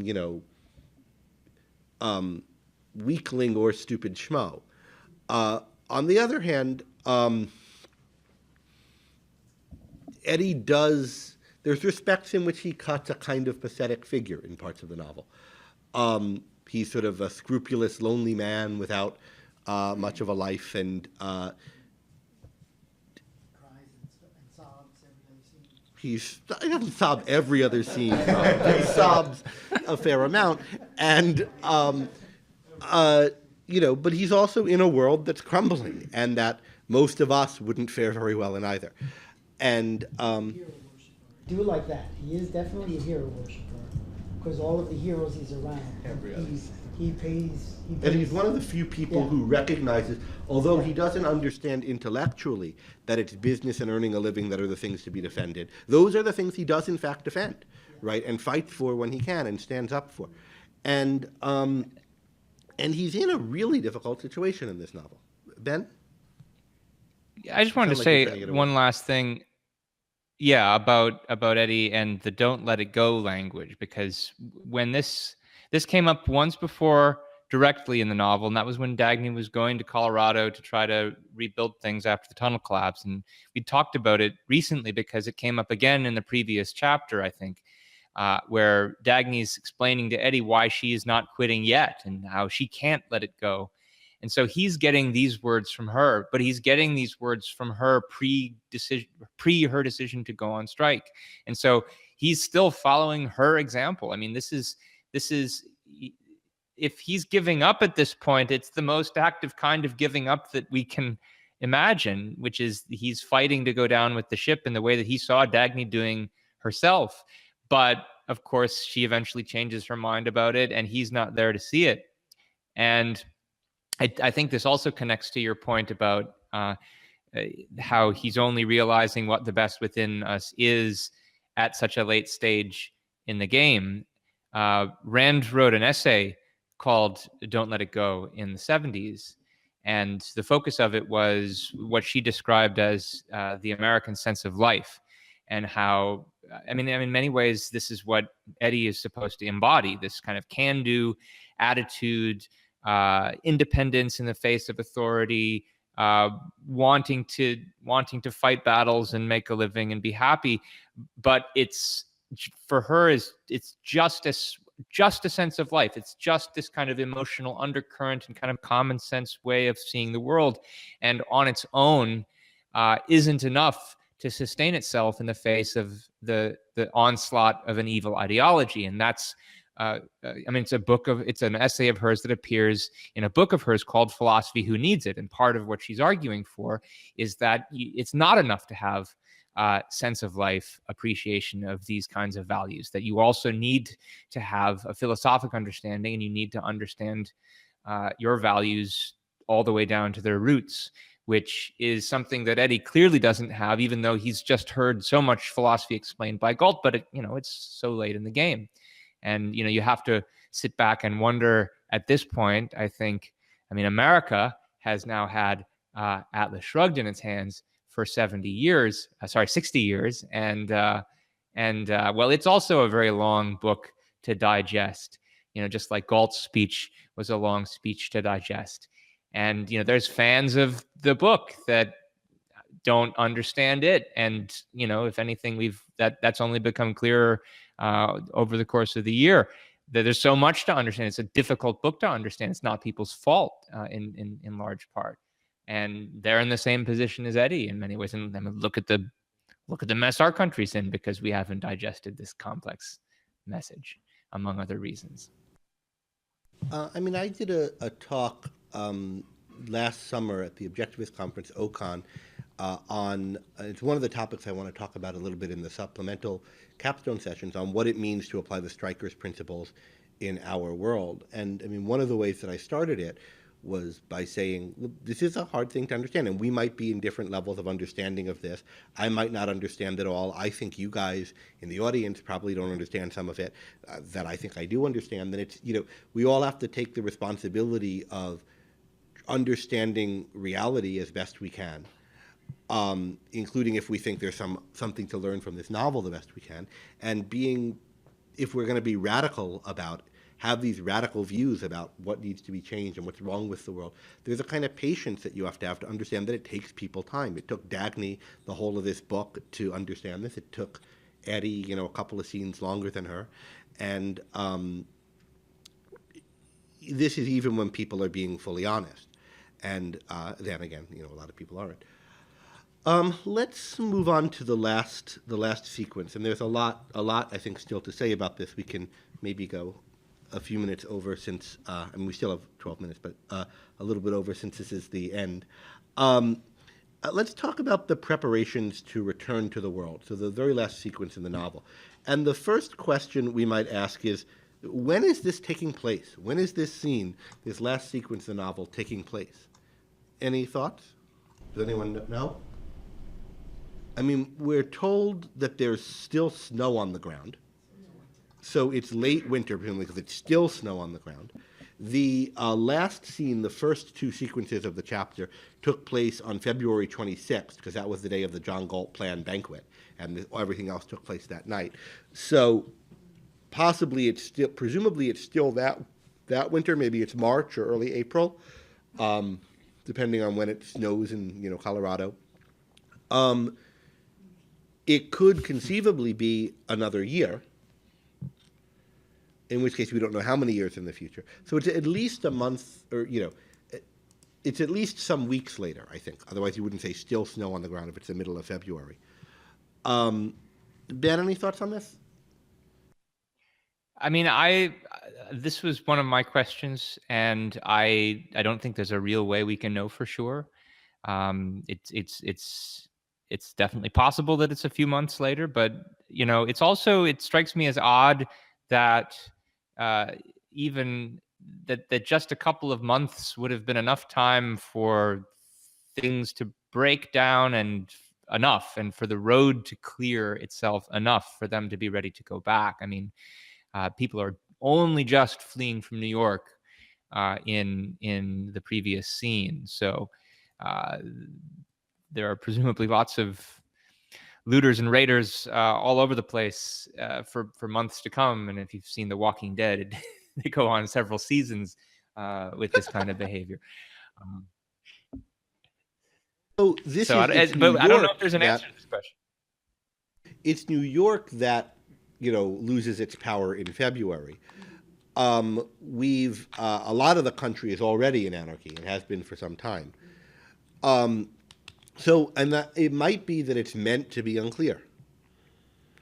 And recall somebody, Ellen, saying that the lights of New York going out was their test for when it reached the end. So one thing we have to think about is in thinking about what does the end mean to them? That is, what counts as the end? What do they think needs to happen before they're ready to go? Why does it take a whole month, you might think, if the test is New York going out? Why does the world even have to think about it? Why don't they just land the plane and the lights of New York go out? So we want to think about that. And a way to think about that, I don't think we can get a kind of exact answer to when the scene is taking place. I don't think it matters exactly, but it's worth reflecting on just what kind of thing do they think has to take place. Well, let's just talk about what are their preparations to go back. So what are they doing in preparation to go back? And Ben, we had some comments and you had some thoughts on the general tenor of what's going on in this scene. Yeah, so Schuyler sums it up pretty well, says they're outlining plans for banking, for revising the United States Constitution, for setting up routes for the trains to run, and laughing without guilt or restraint, expecting to build a new rational society. And one thing that I noticed is, especially in contrast with the previous scene with Eddie, where her intentional reason for portraying him in that way is to show just how much the average person depends on human beings of ability and genius, is that right at the beginning of this next and final scene, you see the works of these geniuses now suddenly being resurrected. These are the spiritual causes and intellectual and spiritual resources that people of lesser ability need if they want to build a world. The genius of Aristotle, because Ragnar's reading the Ross translation of the Metaphysics, the genius of the Founding Fathers, as Judge Narragansett surveys but modifies the Constitution, and of course the genius of the industrial tycoons of the 19th century, symbolized here by Midas and kind of recreating the course of the industrial revolution in the northeastern corridor. Not to mention, by the way, the genius of great artists, because we underneath all of this we hear Richard Halley's concerto playing, and Kay Ludlow is preparing her theater makeup again. So this is what people like Eddie need, and they're bringing it back. Yeah, and let's think about the particular plans they're making to bring it back, right? So we see two things that give us a particular clues as to what they're going to do when they're going to come back, right? So that are more specific than bring back the great things they've withdrawn. Like they give us a sense of what the road forward is going to look like. So first, Judge Narragansett is revising the Constitution. So that means that somehow they think they're going to rebuild the United States of America under some variation of the United States of America's system of government, and a pretty slight variation, right? It's not like he's rewritten the whole thing. He's struck out some bits that he thinks are contradictory, maybe something in the Commerce Clause or something, and he's added an amendment, right, on par with the amendments in the Bill of Rights, that there won't be any laws abridging the freedom of production and trade. But, presumably there's going to be a bicameral legislature and states and so forth. That's not the kind of thing he was crossing out. So it seems. So we're going to have a society under a government. It's going to be a government that functions a lot like the United States government, though there'll be different moral principles widely understood underwriting it. There's a question as to how they're going to make that happen. Earlier, Galt said that the people who want will join them, and other people won't be able to stop them. They'll be like hordes of savages who were never able to stop people proceeding under the banner of the mine. But, I mean, what's going to happen? Are they just going to, set up the Constitution again and everybody gets a vote again? And then what if people vote for Mr. Thompson again? Maybe the idea is people will know that if they vote for a Mr. Thompson, the strikers will leave again, and they will now have an appreciation for them, and that's why it won't happen. Or maybe it'll be that they there's some formal way of joining them where you become a part of the society, and that's necessary to gain citizenship. We're just not given that level of detail, but we're told enough to know that they're not trying to set up some anarchy. They're not trying to set up some bunch of little clubs that are like small members-only establishments. They're somehow trying to rebuild the United States of America. So we know that from a political level. Mohammed? Well, it wasn't the whole speech was sort of inspire these little insurrections between communities. You can kind of start from that being the beginning, where you can unite them under kind of like how the colonies were, Yeah, Galt said will be a rallying post for such communities as you'll build. Maybe those communities will count as states or something under the new constitution, and there's some way in which people will get to be members of them. We're not told that. Maybe they've already in the intervening months been a rallying cry for those communities, and they're seeking to build out from them now. Now, here's the other thing that we know about what specifically they're going to do, right? Dagny is going to build and operate a railroad, the first railroad in the New World, between New York and Philadelphia. Reardon's going to go back into business, presumably in Philadelphia, and be charging rail rates. He'll be able to handle Dagny's exorbitant railroad rates, right? So that doesn't sound like if the plan was we've got these little communities, we've got one in Colorado and someone else build one in the wilds of West Virginia and so forth, then you'd expect, there'll be a railroad between those two places and not, New York City and Philadelphia. So it seems like, unless there happen to be communities in New York and Philadelphia, but then who would have built Don't them? forget Cleveland and Chicago. Cleveland and Chicago, Ben mentioned. So it seems like they're pretty... Midas is looking Go ahead. at those. Because Midas is considering those as properties of his. But I mean, I think you're right that mostly the focus is on New York, Philadelphia, and a little fortunate strip of New Jersey. So it seems the only part of New Jersey that matters is that corridor between New York and Philadelphia, where I live, I should say, and have. But it seems like what's happening is that the we're going back to the world means that we're after the stage where we've got a little community and maybe there are some other little communities that we're in touch with. But it looks like Reardon's going back to his old factory in Philadelphia. Dagny's going back to New York to make that the hub of a railroad. Maybe Daniger's going back to Pittsburgh and so forth. And it sounds like they're going back to more or less the particular places or types of places that they left. And Hallie is going back to Carnegie Hall. And Hallie's going back to Carnegie Hall, maybe going there by train, yeah. The reason that they call it Carnegie Hall. Or Mulligan Hall, yeah. So they're going back to the somehow they seem to be on scale of recreating America, at least the Eastern Coast and maybe bits of the Midwest. And I think that's as much as we can tell. It's interesting that we don't get more detail than that.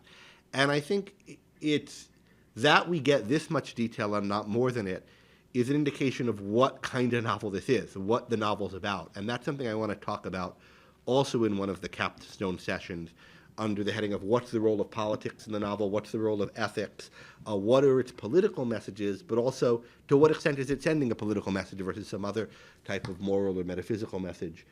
Clearly there is politics in here, but it's just not like a plan for here's how you can rebuild society on proper principles that say, like first start at Manhattan and build out. It's not a blueprint for rebuilding. Al? Yeah, I'd like to have it clarified what was meant by the road is clear. Mm-hmm.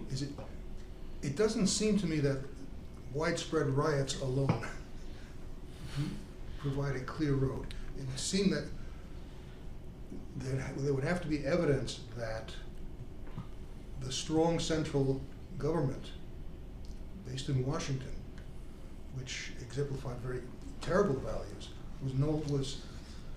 was gone in some sense. And the fact that they couldn't suppress all the riots, I don't think is sufficient to say that it's gone. So I think what you'd need for the road to be clear is there's no longer any opposition to what they're doing, any real organized opposition. There's not a population of people who believes in and is willing to fight and work for some alternative code of values to the strikers, such that they're going to be an opposition or resistance fighting back to the strikers. There might be little pockets of people who are what would call savages, but the society as a whole, there are people who agree with them, and there are people who are indifferent and won't put up a fight. And I think the real world parallel to this to think about is a country that's been defeated in war.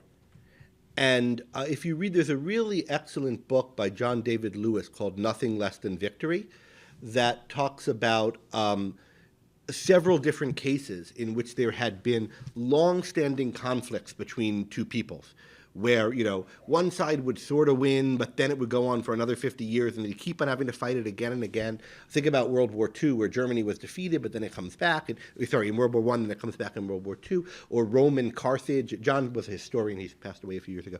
But goes through, a lot of these cases. And he talks about, and Greg, then these conflicts. Go ahead, Ben. I mean, one way to think about it, just in the context of the novel, is everywhere is either like a Galt's Gulch, either the regular Galt's Gulch or the other little communities that have sprouted up in inspiration by it, or the rest of the world is Starnesville. If the rest of the world is Starnesville isn't putting up any opposition. This is what I was thinking of John's book for, is he says, you really win a war when you have a full victory, and what the full victory means, such that there aren't subsequent fights back from the people you've vanquished, is that you've broken their will to fight and the ideology that it's based on. So you have a world, or a country, say in the case of Japan, that's not kind of still believing in militaristic Shinto imperialism and thinks maybe it'll work next time. They think this has run its course. We see what this leads to. We've made a major mistake, and we're ready for something new. And that's a situation in which the victorious nation is able to impose terms on it and impose a lasting peace. And it's not the kind of force that was animating the resistance to that is gone. And I think what Galt thinks the road being clear is altruism is dead. The morality of mysticism is dead. The ideas that led people to try to throttle us, everyone can see the lie to them now. And yeah, sure, there are a few people who go around still believing it, but there's no passion in it, like there's no Nazis anymore. I mean, a few of them from time to time, but Germany's not, filled with people who are active Nazi sympathizers and believe in the cause and so forth. And Japan wasn't, after World War II, with militaristic Shinto believers anymore. They were demoralized and defeated. And so you have people like Starnesville, or you have people that just don't have any organized resistance. And that's what I think it would mean for the road to be cleared. But yeah, Carol asks, could you do anything with a country populated... Carol asks if you could do anything with a country populated by Starnesvillians, but I take it the point is it's not just the Starnesvillians, it's Galt's Gulch and all the little communities like it that must exist. Also, people who are like Eddies, who are scraping by and trying their best, and they're not like Starnesville, but they're not like Galt's Gulch either, right? They don't have orchards and pipelines, but they've got people who are trying. And think about the carnival barker and his crew going around. Eddie doesn't think they're going to be able to found a free outpost, but they're also not going to become a gang of raiders. And they just want someplace to live, and they don't have any particular ideology. And, they're people who are no threat to Galt, and they'll sign if Reardon opens a factory, some of them might work there, right? They're not fighting for something other than that, and they have no resistance to that anymore. So that's how I imagine what's happening going forward.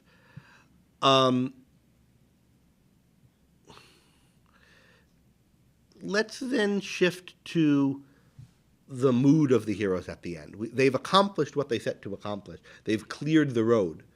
They're ready now to go back to the world. We see this first with the lights of New York going out and their reaction to it, and then we see it in their reactions and emotions in the very final sequence. So let's just talk about those two scenes. First, any thoughts about the power outage scene? They're flying over New York, having just rescued Galt. Galt thinks we're pretty much at the end now. They've tried their last. And then they see New York still struggling, still holding out its lights, and then it disappears. And what's the reaction to that?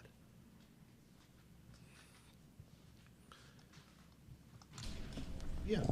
well, the three first strikers, that was their goal, so it's mission accomplished, in effect. I mean, they knew, Francisco tells Dagny that goal, walked to the window and said, when the lights of New York go on, we'll have known the job is done. So they know that they've done what they set out to do.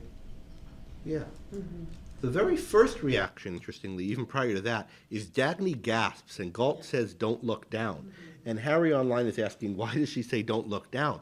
And what's even more interesting is then Dagny's eyes meet Galt, and he's looking at her with that expression of ruthless respect for facts that he always has. The one that says you can't stay in this valley by faking anything whatsoever. So any thoughts on what's going on in this scene? Why is Galt telling her not to look at something, but looking at her like she ought to look at everything?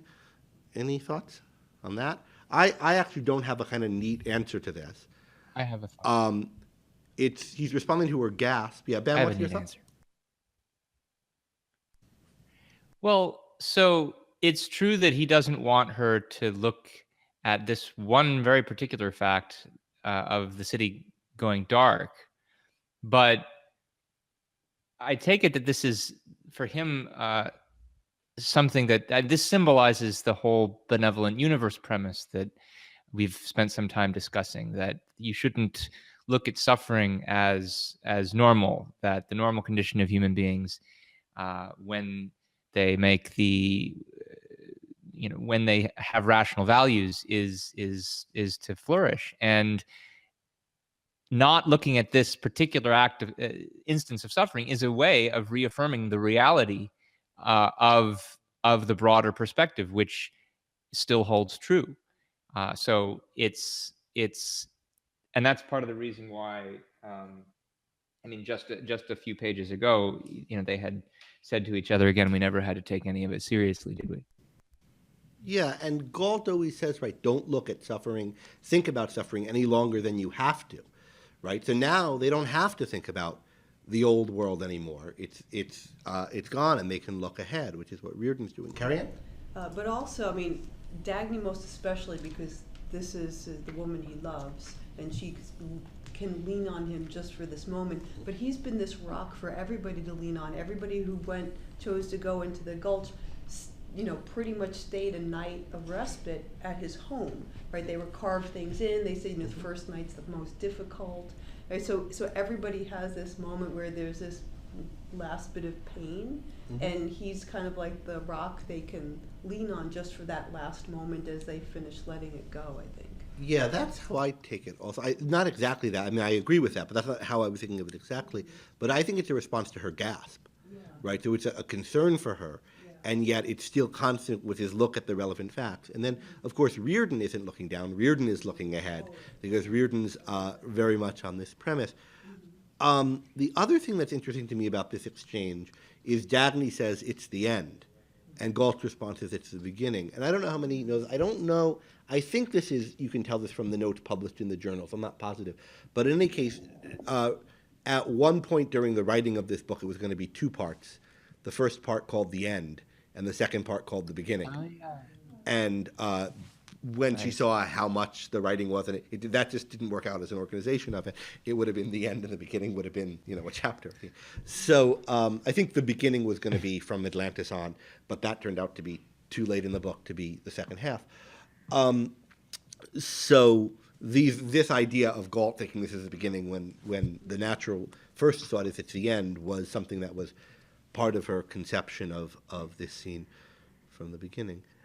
Robert? Yeah, just going back to the don't look down, I think there's also a part of it where Galt doesn't want her to dwell on it the way he didn't want the others to dwell on the torture that he went through. Like, okay, it's a fact, let's just move on. Yeah. All right? And don't dwell on it. He's not pretending it didn't happen, but he's Right. also not staring at it and making it worse for them than it was for him. And I think there's that too, yeah. So let's then go to the scene of Francisco and Reardon. And we have we asked a question about Francisco's. Oh, one other thing about the plane. This is where Dagny has the sense that she's fully following in the footsteps of Nat Taggart for the first time, right? And it's the feeling of having a continent to master. So what they've done is cleared everything away. We have a new world, the way the new world should have been, and now we're going to set out to master it afresh with no rags from the past, is what we'll put it. Oh, Will? Okay, I wouldn't want to go about mentioning Dagny's other reaction, that their plane was carrying all that was left of New York. Yes. Good point. I know, perhaps that illuminates why they seem to think it will be so easy to just land and open it up again. Yeah, New York's us, and when we come back, we can start it again. Presumably, it'll be started on a smaller scale at first, but yeah. Ben, you want to we had asked a question about the scene in which Francisco laughs in response to a sentence of Reardon's, and do you want to take us through some of the comments we got? Yeah, on I proposed this question because I noticed a few things I hadn't before this time around. I think there's a lot in this. So we asked, why is he laughing? We got some comments. Skylar says it shows complete optimism about the future, about the happiness to be generated by productiveness, aligning with the notes of Halley's Fifth. Of course, they don't actually hear the notes where they are, but the way it's described is that it's as if they're hearing it based on the emotional undercurrent they're feeling. Tarsha says that it represents the joy of having achieved the world he wanted to make possible for himself and Dagny. And I think that that's all correct as far as I can tell. Though I also asked a follow-up question in the earlier online discussion about this, and I said, well, okay, but what's so significant about the fact that it's Francisco who's laughing here? And he's laughing about Reardon's comment about Dagny charging rates that will take the shirt off his back. And I don't think that this is an accident, because it's important to remember this situation that all of these, the three of these are in now, right? That both Francisco and Reardon have lost their greatest love, Dagny. And even still, Francisco is laughing about this, and so is Reardon. I think especially following up from the previous discussion about take what you want and pay for it, and the connection to the benevolent universe. They are not holding the irrational as their standard of value, or the impossible as their standard of good. As Galt said, people shouldn't, if they want to live in a world where there are no real conflicts of interest among rational people. And so even in this situation where you would expect there to be one, there isn't, and they're able to laugh at it, and they're still both joyous about the fact that they have the chance to live and work with Dagny, and even deal with the rates that are going to take the shirt off his back. Yeah, also, I mean, what struck me about this is, recall why Francisco went on strike, right? He couldn't bear to deliver to the ways of the world they were living in Dagny, and anybody who faced the world the way Dagny did. Dagny, who was always thinking about how to make the railroad run and what the rates were going to be, and who was always, he wanted to make Dagny's world a world in which it would be normal to function in the way Dagny did. And what this scene represents is we're in that world now. Now our problems are Dagny's rates are going to be too high, but damn it, I'll be able to meet them. And here Francisco's seeing we never had to take any of it seriously, right? We could get to that world. The things that made us think that a Dagny can't fully be what she is, I've always known that could be fixed, and now it's fixed. And here she is in her lifetime able to do what she's in the world she was meant to be in. I've made it. And there's therefore this laughter of release and benevolence that has the sound of Halley's Fifth, right, which is playing over the valley at that time. And I think that's just a really big part of what's going on for Francisco. This is what Francisco had always wanted, to make the world in which Dagny can function this way. And we're getting a few comments. I can't see them exactly on the comment thread, Ben. I think they're on this topic. Is there anything we wanna make reference to? Well, Meryl says it was a magnanimous gesture to laugh with the others who loved Dagny. And I'm not quite Carol sure is if saying the other comments are connected to the same issue? Well, Carol's talking about the Carol's talking about the fact that although Francisco maybe always knew this intellectually, that this is where things were going to end up, he can now perceive it. Dan, who everybody's laughing at, made the same joke you did to me the other day, Ben, about Dagny still trying to get Reardon's shirt off. But I didn't see Dan say that. Down now. It's the last comment that came through. That's why there was some laughter here in New York. Some people were noticing that. All right, so the very final scene. Thoughts on the very final scene. So Dagny is now with Galt walking in the woods, or walking through the mountains. We've seen the shot of how the rest of the people in the valley are preparing, but Dagny and Galt are alone on this night. She knows what words are his to say, and that she's going to be the first to hear them.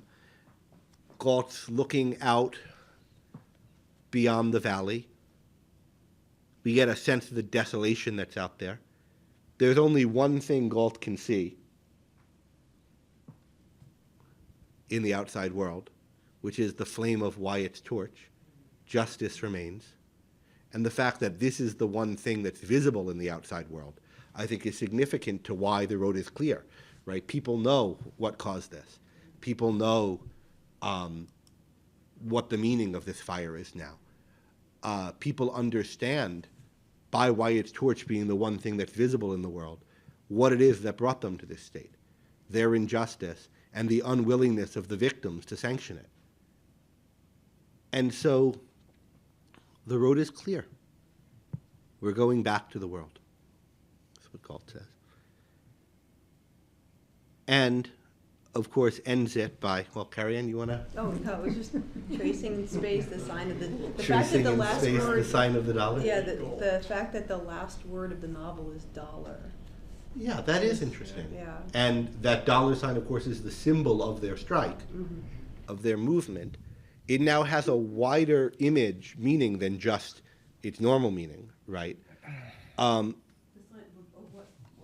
It represents value and the mind behind what produces the money. It represents value in the mind. Yeah, I think that's right. And it stands for America. And it stands for America.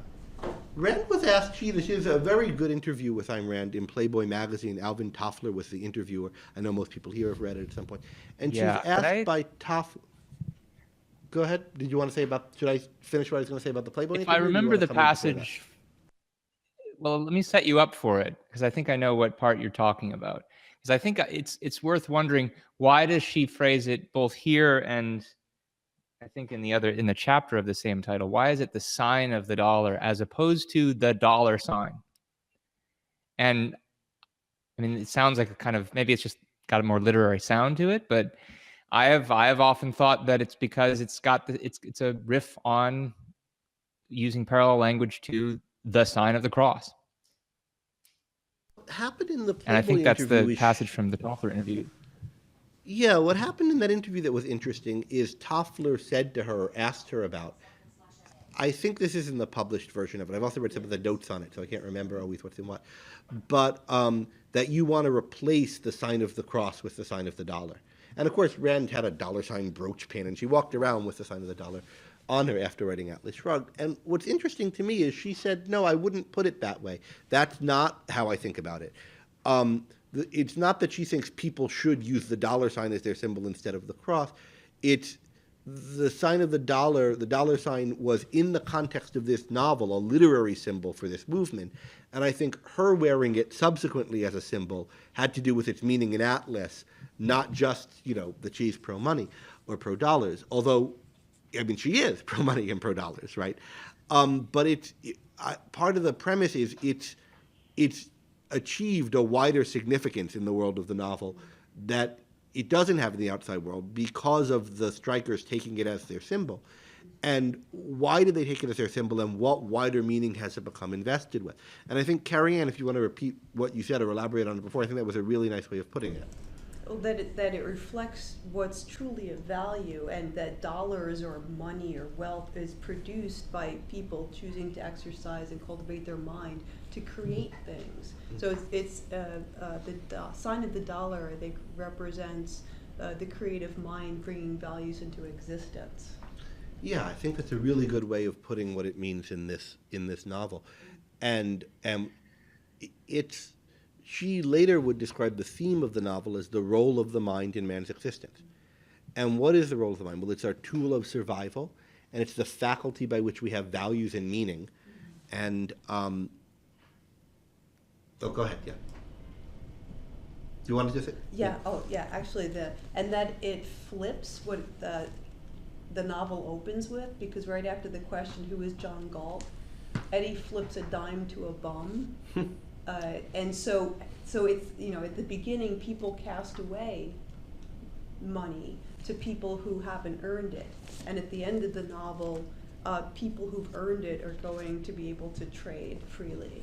Take the shirt off of one another's back. Yes, exactly.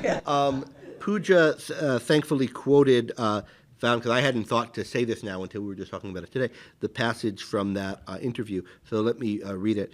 No, I have no desire to... Oh, go ahead, Ben. No, read it first.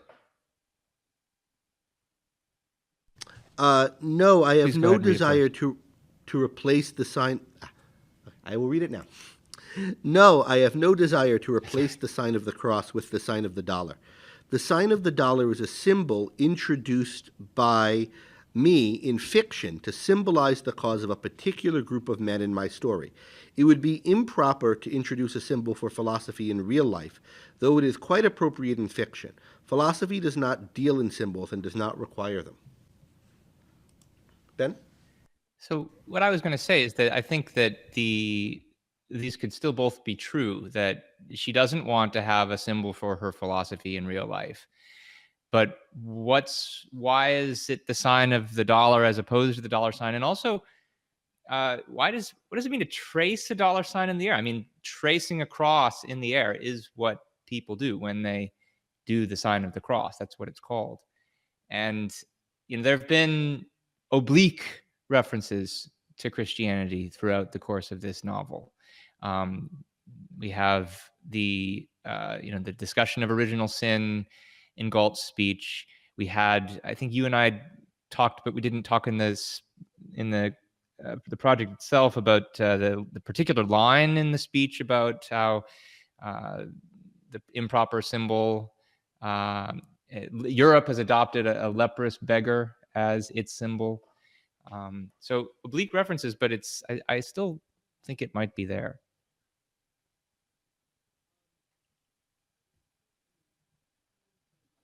Your mic.